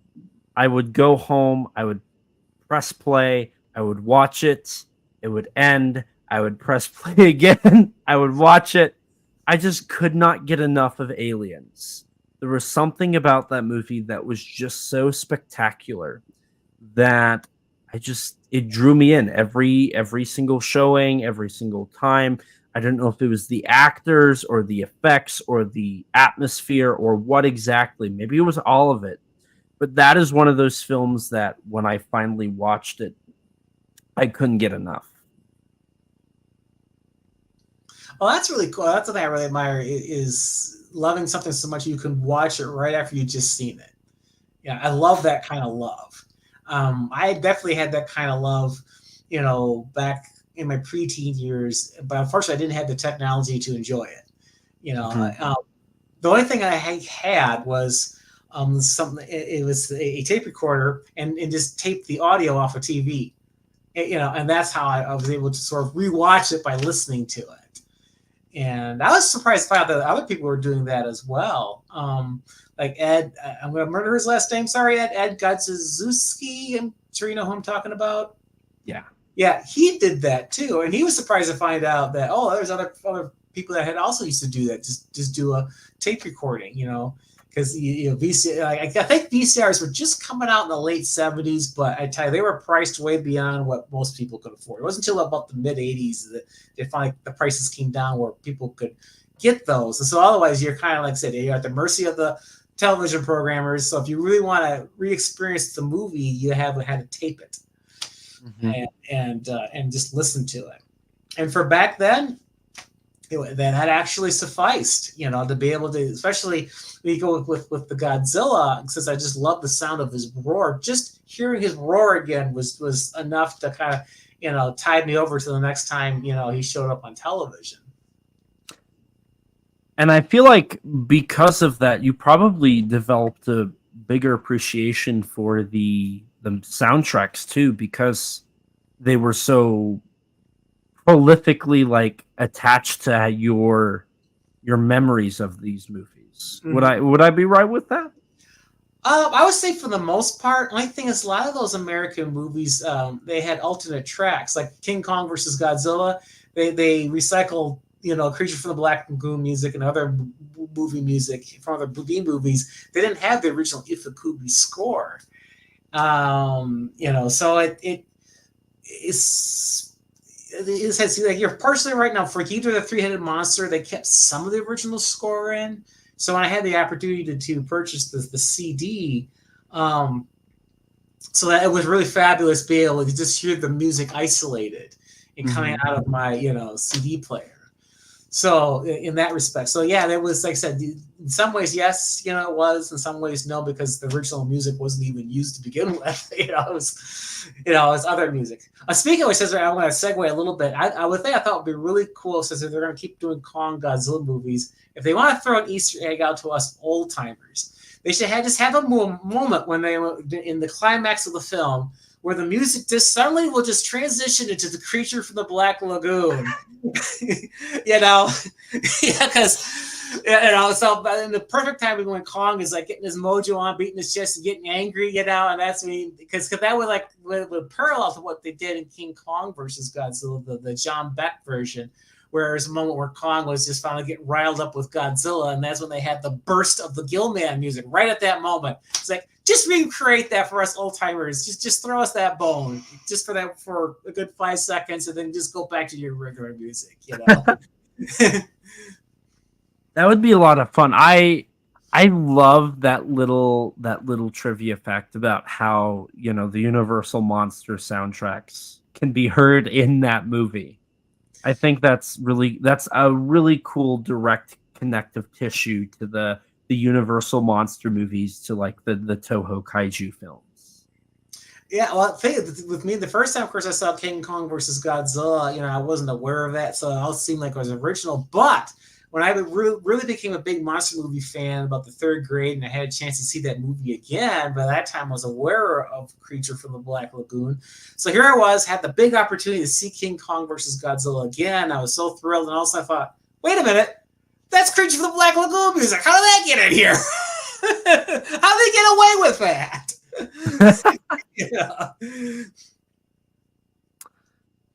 So I'm trying to think here. We've kind of covered a lot of tread, a lot of ground here. But there is one thing we haven't came back to check on. Mm-hmm. Do you know if Amazon's delivered a package yet? Oh, let me take a look. Oh, let's see. Let me refresh my screen. Well, it says it's arriving between 7:30 and 10, but this doesn't say they actually delivered it yet. So it might be on my doorstep. Not sure. Does it say it's X amount of stops away yet? Let's take a look. Tracking the package. Okay. It says out for delivery.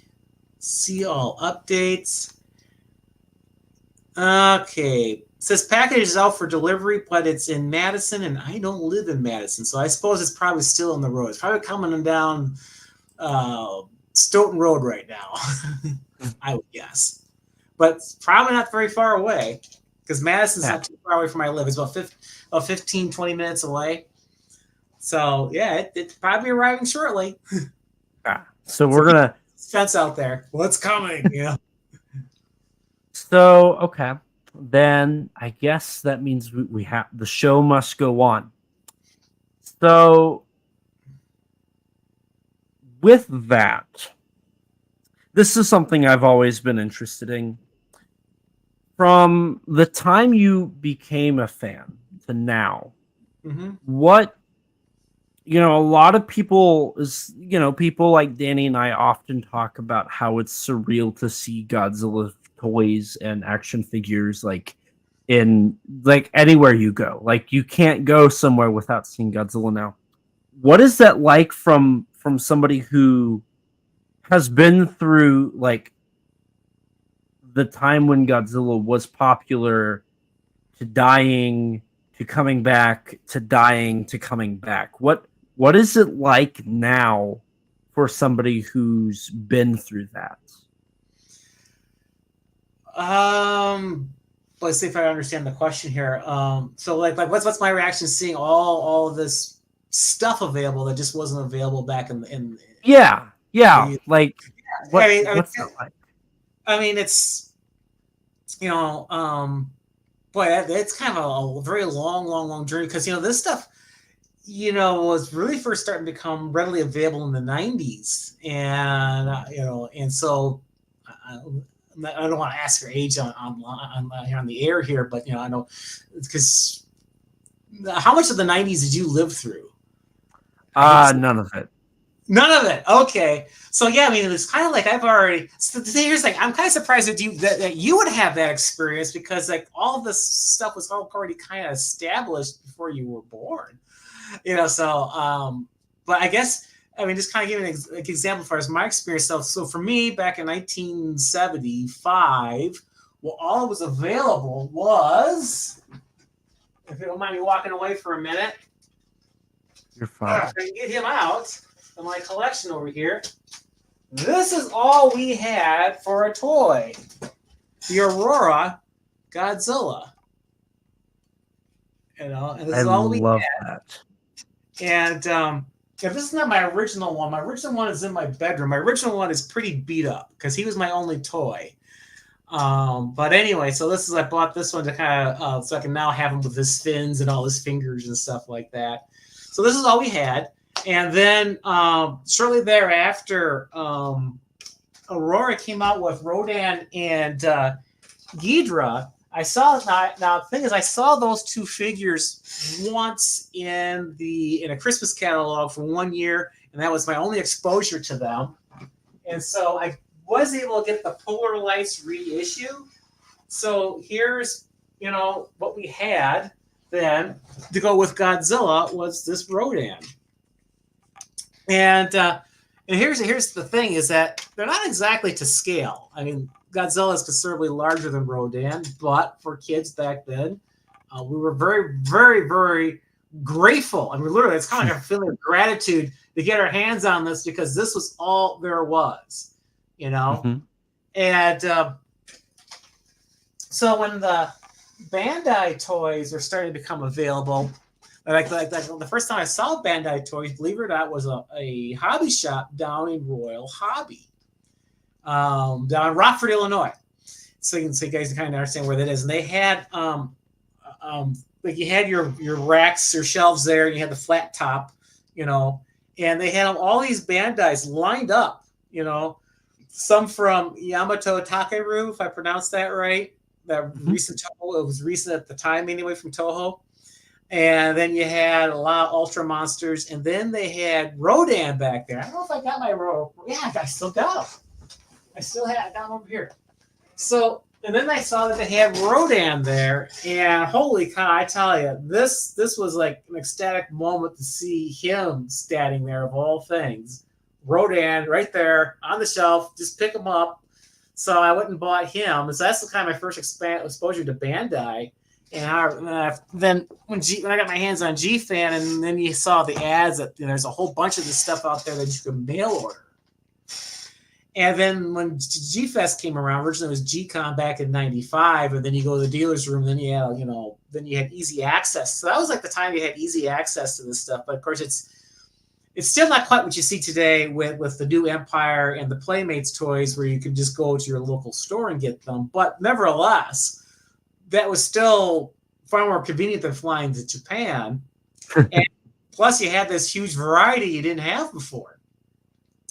Kind of back things up a little bit, kind of give you the full history of Godzilla toys as I remember it. So I showed you those 2 model kits. That was the 1970s. And then you had the Shogun Warrior toy series, and they came out with their own Godzilla, but I was never too thrilled with him because he had this flame that popped out like a tongue, but it was the wrong color. It was actual fire.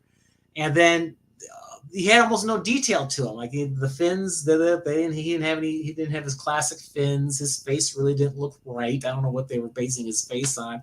And then his hands shot out like missiles. And I was like, well, he doesn't shoot his hands out. He's a reptile. He's not a robot. But I guess some people really loved that toy. I suppose they probably loved it because it was Godzilla and that's all they can get, and they were grateful for it. But I was a little bit more discriminating back then, so I really didn't care for that. I liked my Aurora kit because he actually looked like Godzilla. And then around the early 80s or so, they had a bendable Godzilla that I purchased. And he was a really neat toy, but unfortunately, because the rubber was so thick, the wire inside his limbs broke rather easily. And so I ended up, broken the wire in his one arm, so his arm was permanently up like this. And eventually I let go of him because it just, he just wasn't the same guy anymore since all his wires broke and really couldn't make much use of him.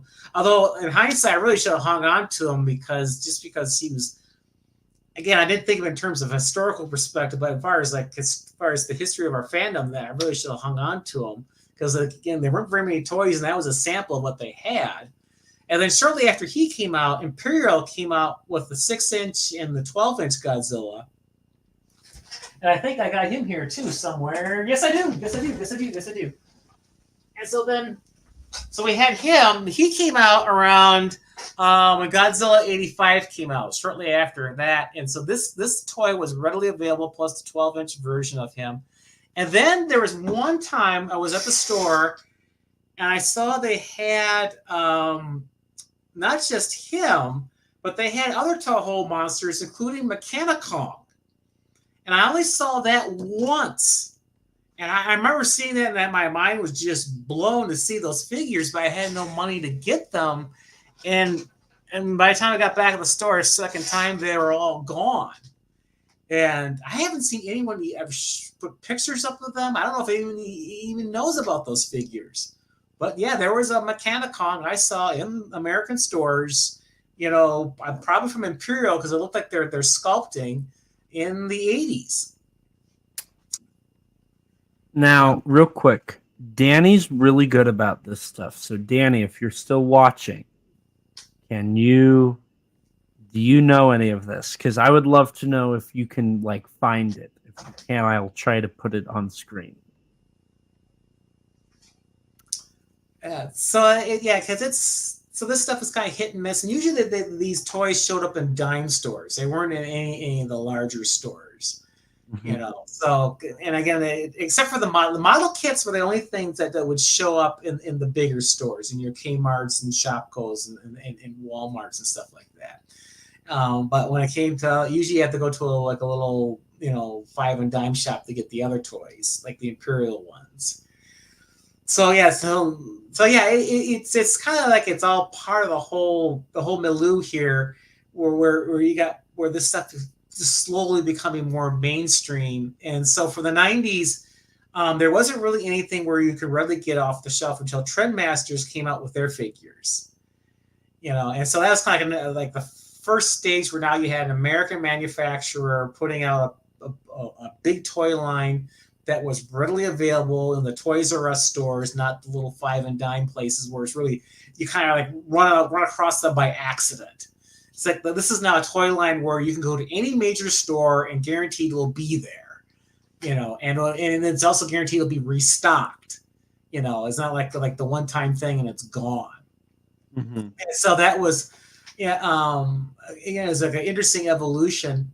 Although I was never too keen on most of the sculpts for the Trendmasters, I was really more preferential to the band because the Bandai spoiled me. So after I saw the Bandai, I was like, oh come on, Trendmasters, go up your game here. Bandai's much more exacting, but other than that, but then again, a lot of people, a lot of youngsters, really, took a shine to the Trendmasters toys because that was the toy of their generation.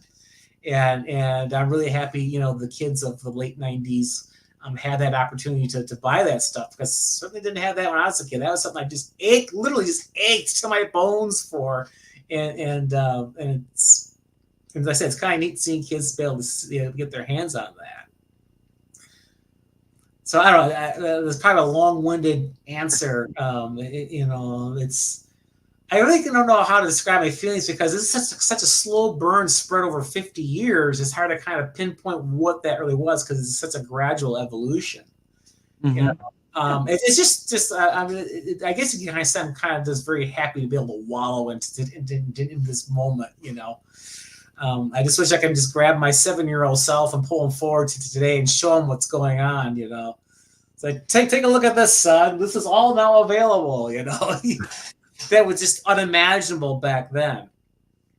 Right. And I was talking to somebody yesterday and I brought up, I was like, just looking at 10 years from now, back 10 years ago, 2014, it was a completely different world.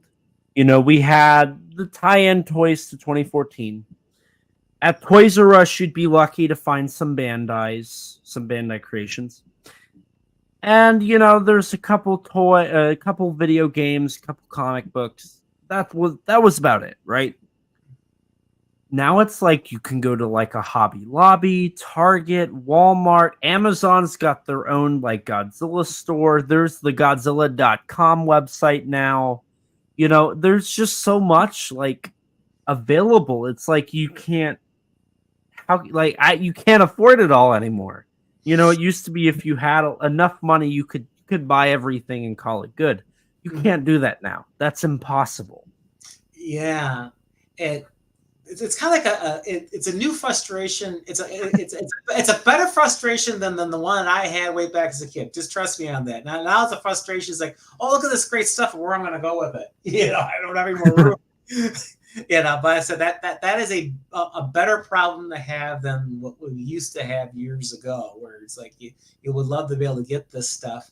You see toys for everything but what you love the most, Godzilla. That was, I said that was tough. But yeah, no, it's really it's kind of funny. You're talking about your idea of sparsity, would have been considered plenty, from my understanding of sparsity back when I was a kid, I mean, I would just love to be able to time travel and pull my past self and say, kid, one day all this will be yours. and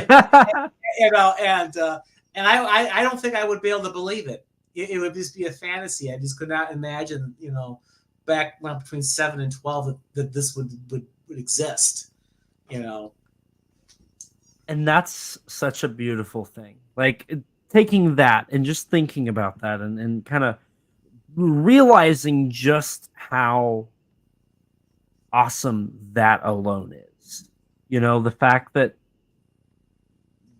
fans like you, Neil, who grew up in the 70s and in the 80s, like to think like trying to even fathom what you would think now, like at that age, and realize just how mind-blowing that is, I think is a really beautiful moment.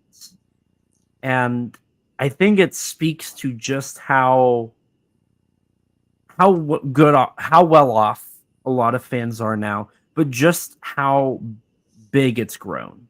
Mm-hmm. And I don't have the experience that you do, but I think we both relate on the same level of Godzilla's a personal thing. It's always been something that's been meaningful to us personally. And in a way, it's like watching, your own kid kind of grow up and become this super successful, like big thing. And I can't even imagine just how that feels for you, seeing Godzilla go from this thing you would watch on TV to he has two of the biggest movies of 2023 and 2024. Well, to pick up where you left off there, I suppose one thing to really point out is, right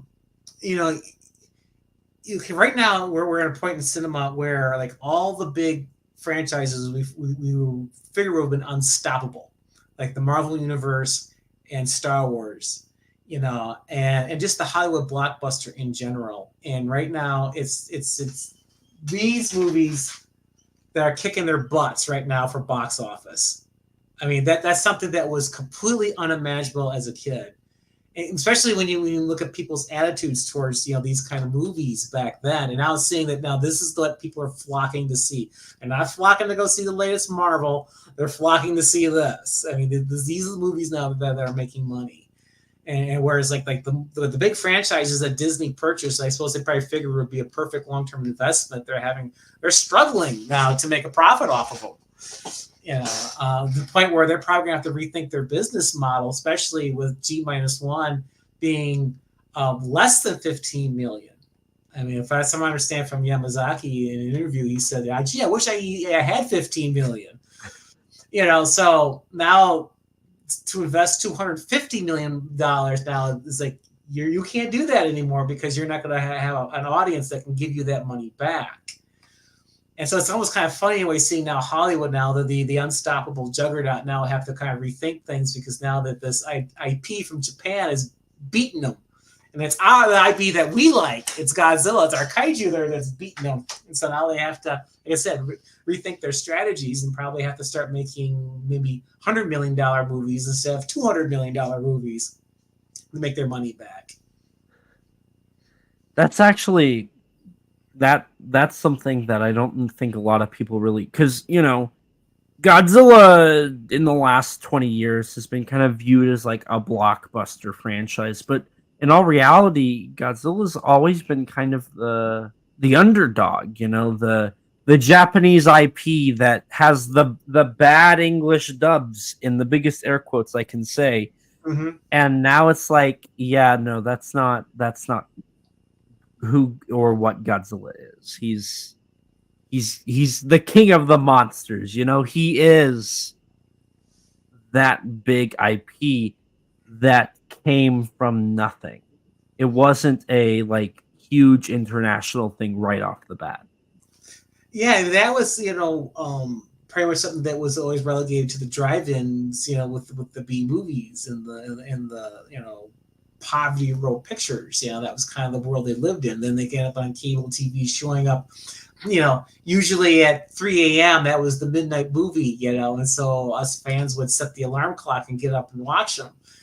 And although during the 70s there were these of course you said you didn't live much during the 90s, but anyway, you had like these horror hosts back in the 70s. Mm-hmm. And usually they were on like the local big TV station, by big, kind of like the big stations for that particular state. Mm-hmm. Like for Wisconsin was WVTV Milwaukee was the big TV station, and for Chicago, for Illinois, it was WGN in Chicago. And so they would have they'll have a time slot. Like in Chicago, it was called Creature Features, and that was, I do believe, at 10:30. And so they would have a horror double feature. And of course, that would include Godzilla movies, Universal movies, basically everything made between the 1960s and the 1930s. And same thing with WVTV Milwaukee. They had what was called Saturday Night at the Movies.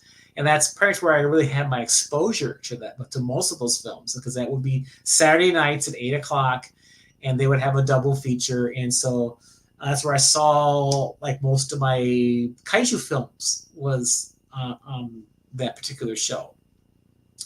And so anyway, that was what we had. But eventually a lot of those kind of went away when cable TV was really starting to gain prominence. And so then you had I thought Sven Gulli was kind of like one of the exceptions to that. Elvira stepped in there and during the 80s as a horror host, but I don't think she showed very many kaiju movies, at least not that I recall, because every time I switched it to Elvira, it was kind of some kind of oddball movie I never heard of, and there was no Godzilla in it, so I was like, okay. So I didn't watch her too often. But it was mostly you had to get up in the middle of the night to watch those films. And then finally, it started to trickle out on VHS, but then they were like Good Times videos and Video Treasures were in the EP mode. And so you put it into your VCR, you got all the tracking lines that would show up in it. Danny probably, since he collect those, he can, tell you firsthand, what that experience is like, because I'm kind of going off my memories. So now I'm kind of losing my train of thought, giving you all this history, but yeah, that's again another form of evolution that was going on. And so now I said, now you got this, these movies now that are like, now that's our blockbuster that's beating everybody else in the theaters. And then they're coming out right away on DVD and Blu-ray and come and grab them, and they're top quality releases. So yeah, no, I mean, this is just kind of heaven on earth here with what's happening with this genre. And it's very interesting hearing your perspective, because I always kind of wonder for younger generations, what they're experiencing like.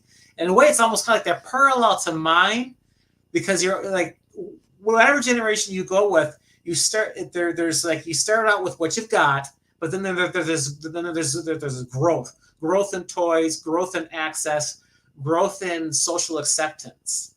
So almost wherever your starting point is, 1970s, 1960s, 1980s.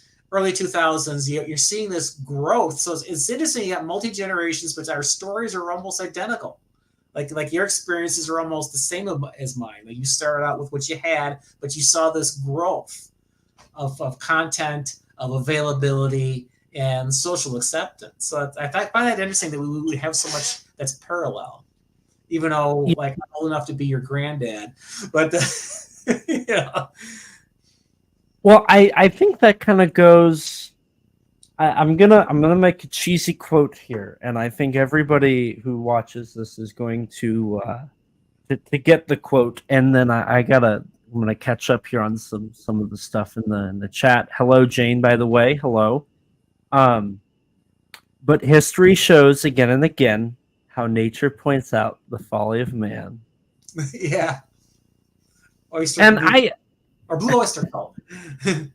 And I love, like, that's the beauty of kind of this stuff, is seeing how, history does repeat itself. It shows, and every time it seems like it's getting bigger and bigger and bigger, and it's growing. And it's really cool to have. I mean, there's generational gaps, of course, but the stories are still the same. Yeah. It's just different context.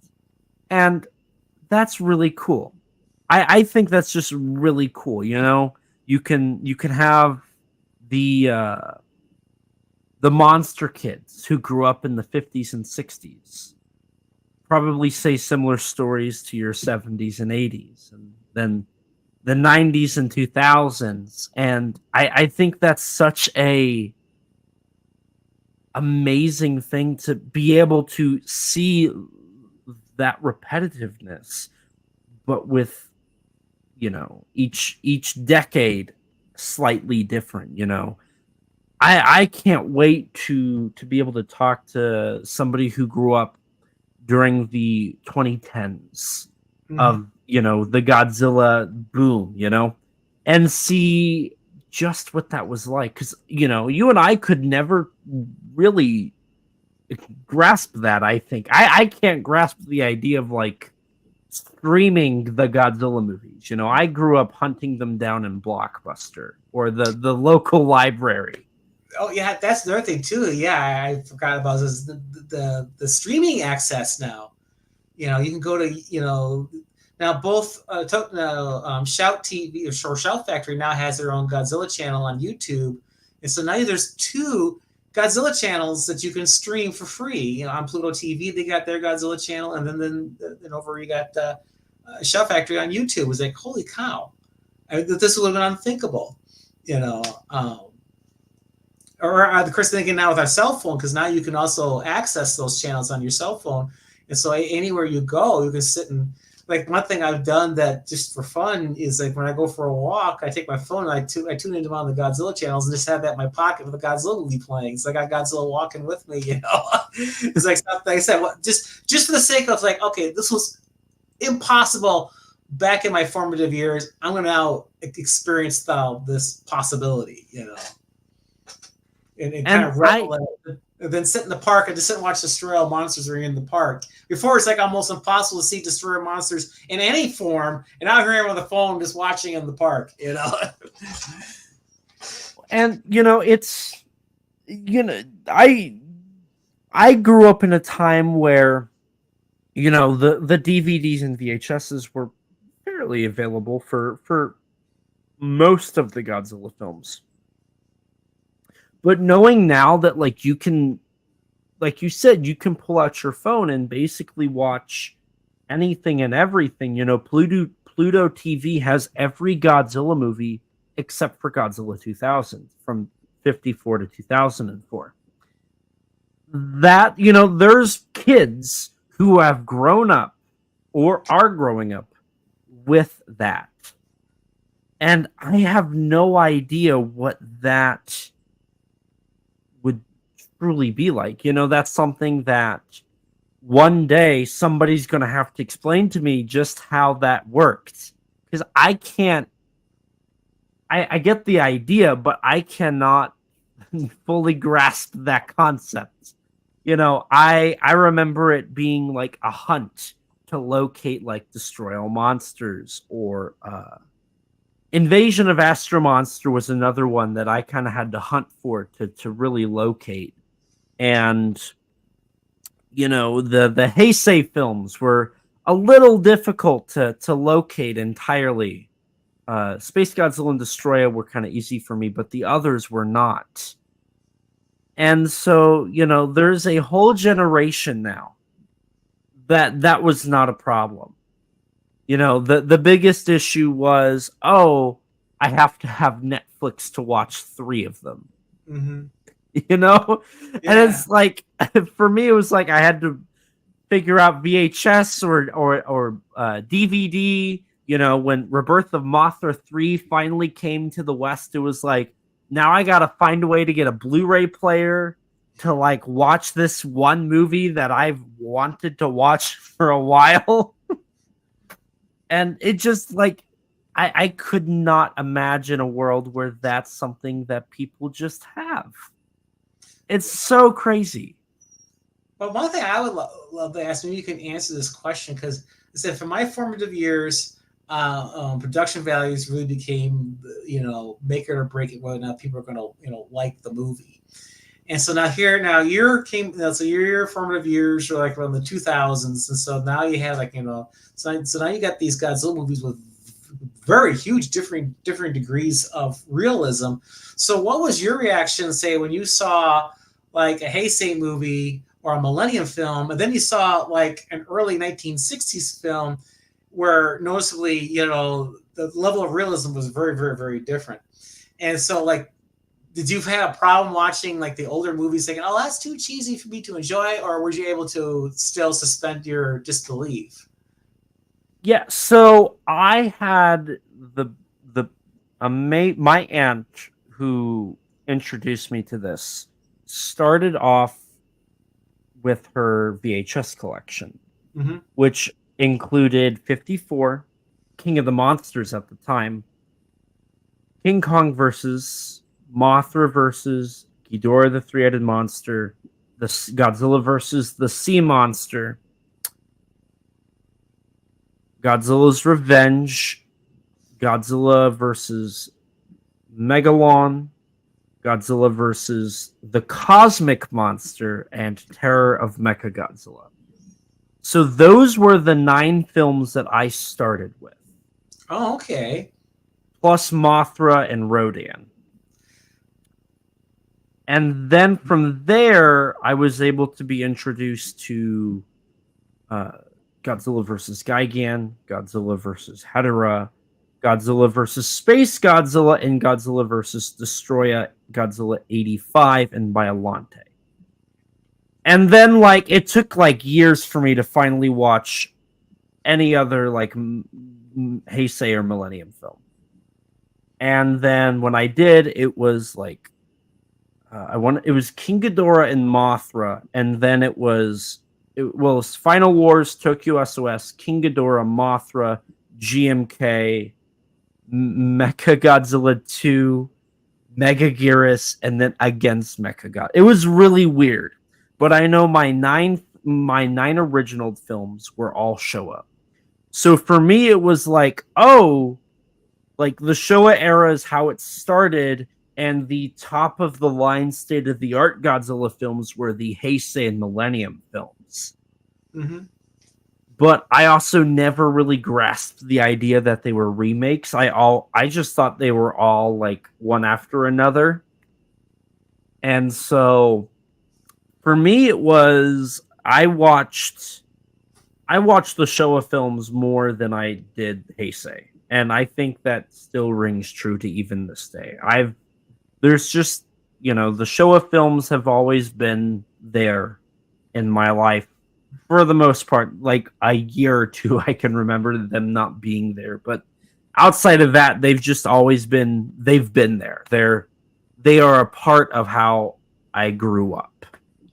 So for me, there's never been that issue. There's never been that disconnect of like, oh, these are cheesy old movies. They've just always been my Godzilla movies, my Godzilla films. And well, I also think you would have been at a point that had exposure to like special effects of the 21st century, which are of course far more advanced than what they had in the mid 20th century. So none of that really had an impact on your opinion on the old Godzilla movies. You just kind of accept them for what they were. I did, yeah, because I grew up. VHSs was how I watched most of my movies. I don't think I had a DVD player until a couple years later. So, I grew up, like, I had seen Jurassic Park. I had seen the 1998 Godzilla movie. There was I'd have to, like, really think about it to figure out just exactly what all I was really acquainted with. I know there was a couple that, I can't think of. Tremors was one. I had seen the original Tremors. But I remember one of the earliest films that I remember, just outside of, the ones I've listed off in the Godzilla films, was Them, the giant ant movie. I remember I went to see my grandmother in Nebraska, and she was in the hospital at the time, and we were in the waiting room. And on their little, like, probably the size of my microphone, on their little, like, box TV they were playing Them. Mm-hmm. And I only watched, like, 3 minutes of it, but I was like, I've got to see this movie. And so for, like, years after that, Them was one of those, like, legendary films where it's like, I gotta locate this. I gotta find this movie.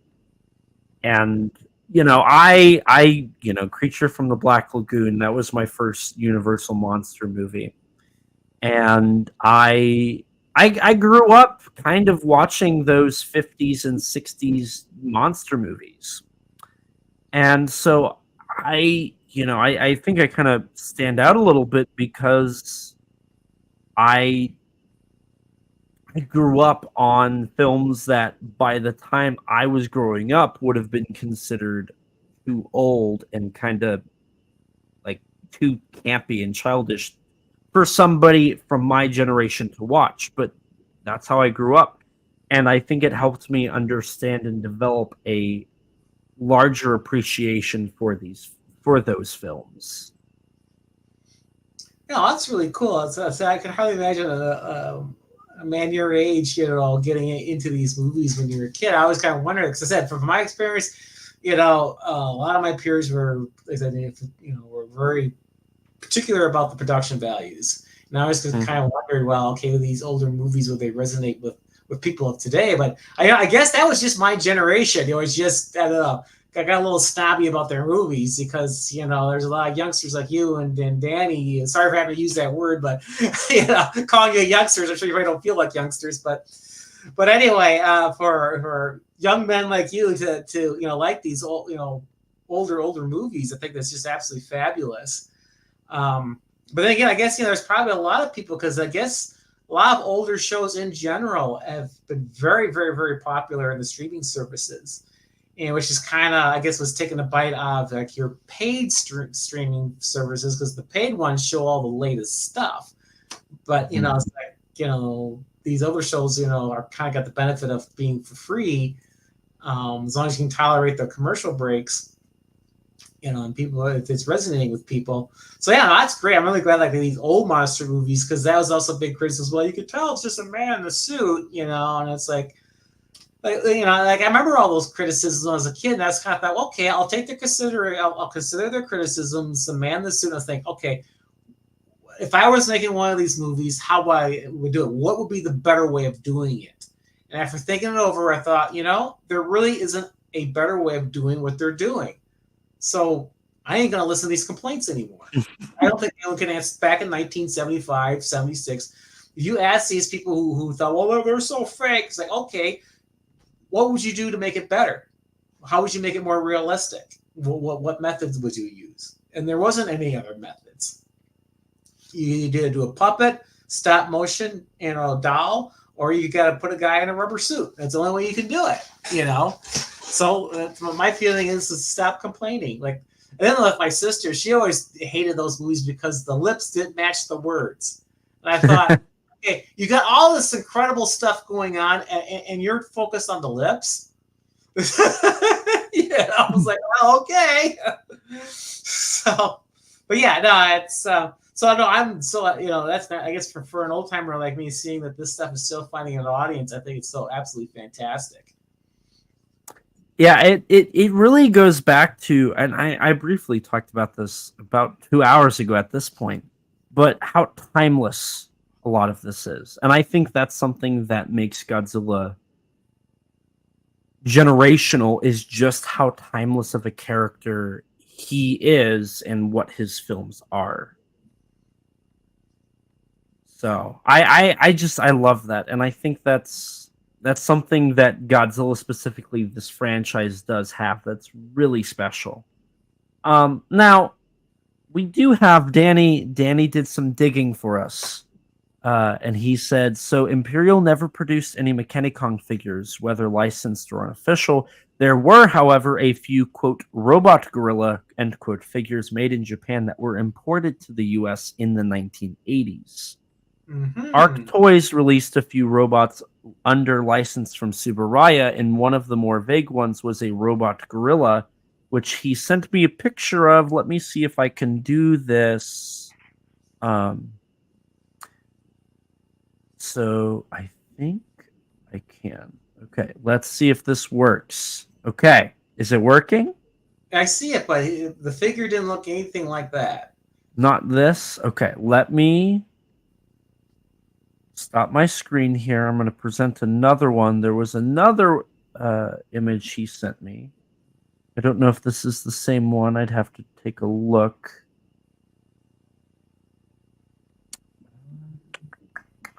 I'm always pushing my luck with StreamYard because they sometimes don't like it when I do things, and it looks like they're not liking it. Unless, is it showing it? I don't think it is. No, I don't see it. I just see us. Okay. Then I think I've pushed my luck. It looks like I'm jumping on here. Yeah, no, the toy I saw was unmistakably Mechanicon, and he was mixed in with some other Toho Godzilla monsters, but I forgot what I'm pretty sure there was a Godzilla mixed in there, but I forgot what the others were, because I just thought it was just to see a Mechanicon, considering he only had one film and he was just a supporting character. That was like the biggest shock of all, to see a figure of him, you know, in the States. And I just hope that wasn't a false memory on my part, you know, but I don't know. And I didn't imagine that moment. I can still see it pretty clear. So I don't know. That I'm sure there's something. He sent me another one. If it wasn't for the fact that I think StreamYard will not let me present anything else for the time being, I would show it. But he also said that the one he sent me is a little newer. Jumping in here, Kim mentioned she saw King of the Monsters, King Kong versus Ghidorah, Son of Godzilla, Godzilla versus Megalon 85, and Biollante at a young age. She saw the rest of the Showa and Heisei a little later in her childhood. So, kind of similar to me in that regard. I remember Biollante because by the time Biollante came out, and by the time I had seen it, that HBO VHS that they put out was very easily accessible. That was that actually, I think, was one of the most common VHSs I remember finding just in the wild was Biollante. Biollante and Godzilla 1998 were the easiest to find. Mm-hmm. They still are easy. Those you can probably find like at a thrift store, 2 of them if it has a significant VHS slot. Well, I remember when Biollante first came out on VHS, the only economical way you can access it was through like a rental shop because the original retail when that was first put out was $70. So $70 in early 1990s money, and probably in today's money, be well over $100. It was a lot of cash, and so I had to rent it a lot. And I was happy when it was finally down to a reasonable price of like $20, and well, I grabbed that so fast. Yeah. Now, Neil, correct me if I'm wrong, but you are in the Eastern time zone, correct? Central. Oh, you're oh, sweet. Okay. So that means we got about an hour before your delivery should absolutely be here. Is there an update on that? Yeah, it's here. It's here? It's here. It's here. Okay. Then I think we should take a brief pause in our discussion and let you go get your box. Okay, so we'll have an official unboxing here. Stay tuned, everyone. As Neil gets the box, just a huge shout out and thanks to everybody who's been in the chat, interacting, commenting, helping. Wink, wink, Danny. Thank you. And just watching. It's been very much appreciated. We over the Facebook, X, and and YouTube, we've had about 14-15 people hop in here, which is actually a good turnout. So thank you all for helping make this a pretty good turnout in our episode. So we're back. So here it is, the box from Amazon. I'm gonna solo you so you can we can see it live. Oh, I'll see. I'll get it up here where you can see. Here, I'll get up here on my knee. So here we are, officially opening up the box. Okay. So here we are. Oh, perfect. And what I got here is the author's copies to my latest kaiju novel, War of the Sea Monsters. So what's... Oh, go ahead. I say this is what I'm particularly proud of because, as I said, these books are entirely a solo effort. When it comes to doing cover design and everything. So this is my first novel, and this is what it looks like. Oops, actually, probably a better represent. This is that absolute first. Because this is like the original backing. So this is what I was able to do on my own way back in, I think, 2019, 2018. And so now here I am with my 4th book. And notice all that beautiful color. You got a tagline up on top. And look at the back. Look at all that beautiful color. And I got little drawings of my monsters down here in the bottom. So you can see who's all starring in this particular book. So yeah, I got the design is a lot nicer. The internal design is again greatly improved over the original book. Like here's what my my title page looks like versus what I did way back when. This is what my title page looked like. So you can see the kind of like learning how to do this sort of thing, put out my own book. And plus now I have just a drawing of the monster, but I got diagrams of how his various powers work and whatnot on the side. So I got a lot more stuff in the Kaiju gallery, giving more explanations. So anyway, yeah. So this is my latest book and kind of my proudest effort, as far as the aesthetics of what the book looks like. So if you get a copy, this should look pretty nice now on your bookshelf. Try to get you the best product possible versus like the original way back when, the first book. So Neil, for anybody who doesn't know about your new book, what if you could give us a plot synopsis for everybody? Well, what's your new book about? Okay, well, let's see. How can I?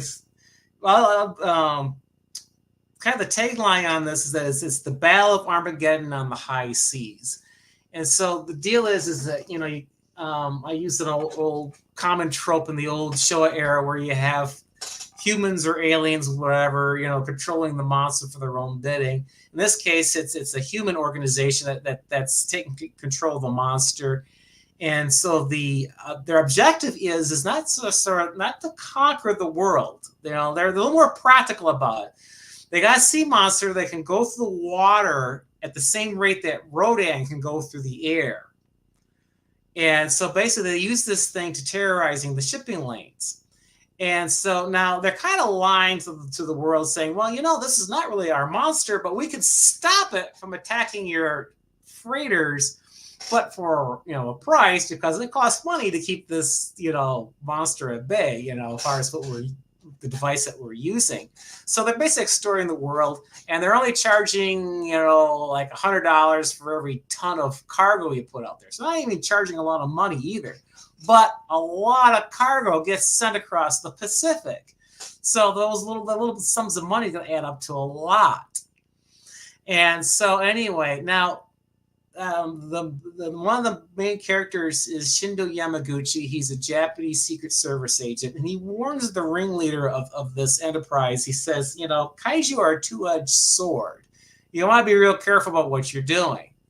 So they got their monster. Now, the problem with this monster it's an incredibly territorial. And because it can cross the Pacific very rapidly, it sees the entire ocean as her territory. This is my ocean, It's not big enough for the two of us. And so any other kaiju she sees, she attacks as being an invader in her territory. And of course, the other kaiju are like, well, wait a minute. This ocean's big enough for the two of us. What do you mean you don't want me here?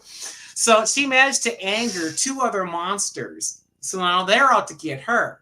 So now while you got, this big naval clash is about to happen because the world is not going to tolerate having a tax put on the shipping lanes going to this, this terrorist organization. So they're going to send all their ships to try to defeat them and defeat their monster. So, and this organization has a few ships of their own. So as they're about to converge, and of course the terrorists are going to be using their monster as their primary weapon, you got these other two monsters coming in at the same time. And so now you got this kaiju battle erupting in the middle of this naval battle. And of course, the question is, okay, who is this going to impact more, the good guys or the bad guys? And so that gets in the whole idea where kaiju could be a two-edged sword. It's like, okay, yeah, it's very powerful to use against an enemy army, but if this monster's made enemies, well, then then her enemies could show up and start causing you trouble. So then, as I said, the hero is Shindo Yamaguchi. He's a Japanese Secret Service agent, so he's trying to prevent all this stuff from going down. And the only allies he has is an American college dropout and an island an island girl from this island called Sanctuary Island, which is basically kind of got isolated from the rest of the world because this island is located in the part of the Pacific where most of the world's kaiju live. Because you kind of think of some of these tribes that either an Amazon forest or Sentinel Island in the Indian Ocean, where you basically got a tribe of people that have not advanced since the Stone Age. So they basically got spears and whatnot. And so anyway, so that's where she's from. It's from an island like that got cut off from civilization because of the kaiju. And so I got her, the college dropout. Those are basically Shindo's only allies to stop the organization, which is called the PLA, the Pacific Liberation Army. And so anyways, that's the gist of what you do. What's the story for you as far as the story goes if you get this book. Okay. And where can people buy it? So this is available on Amazon.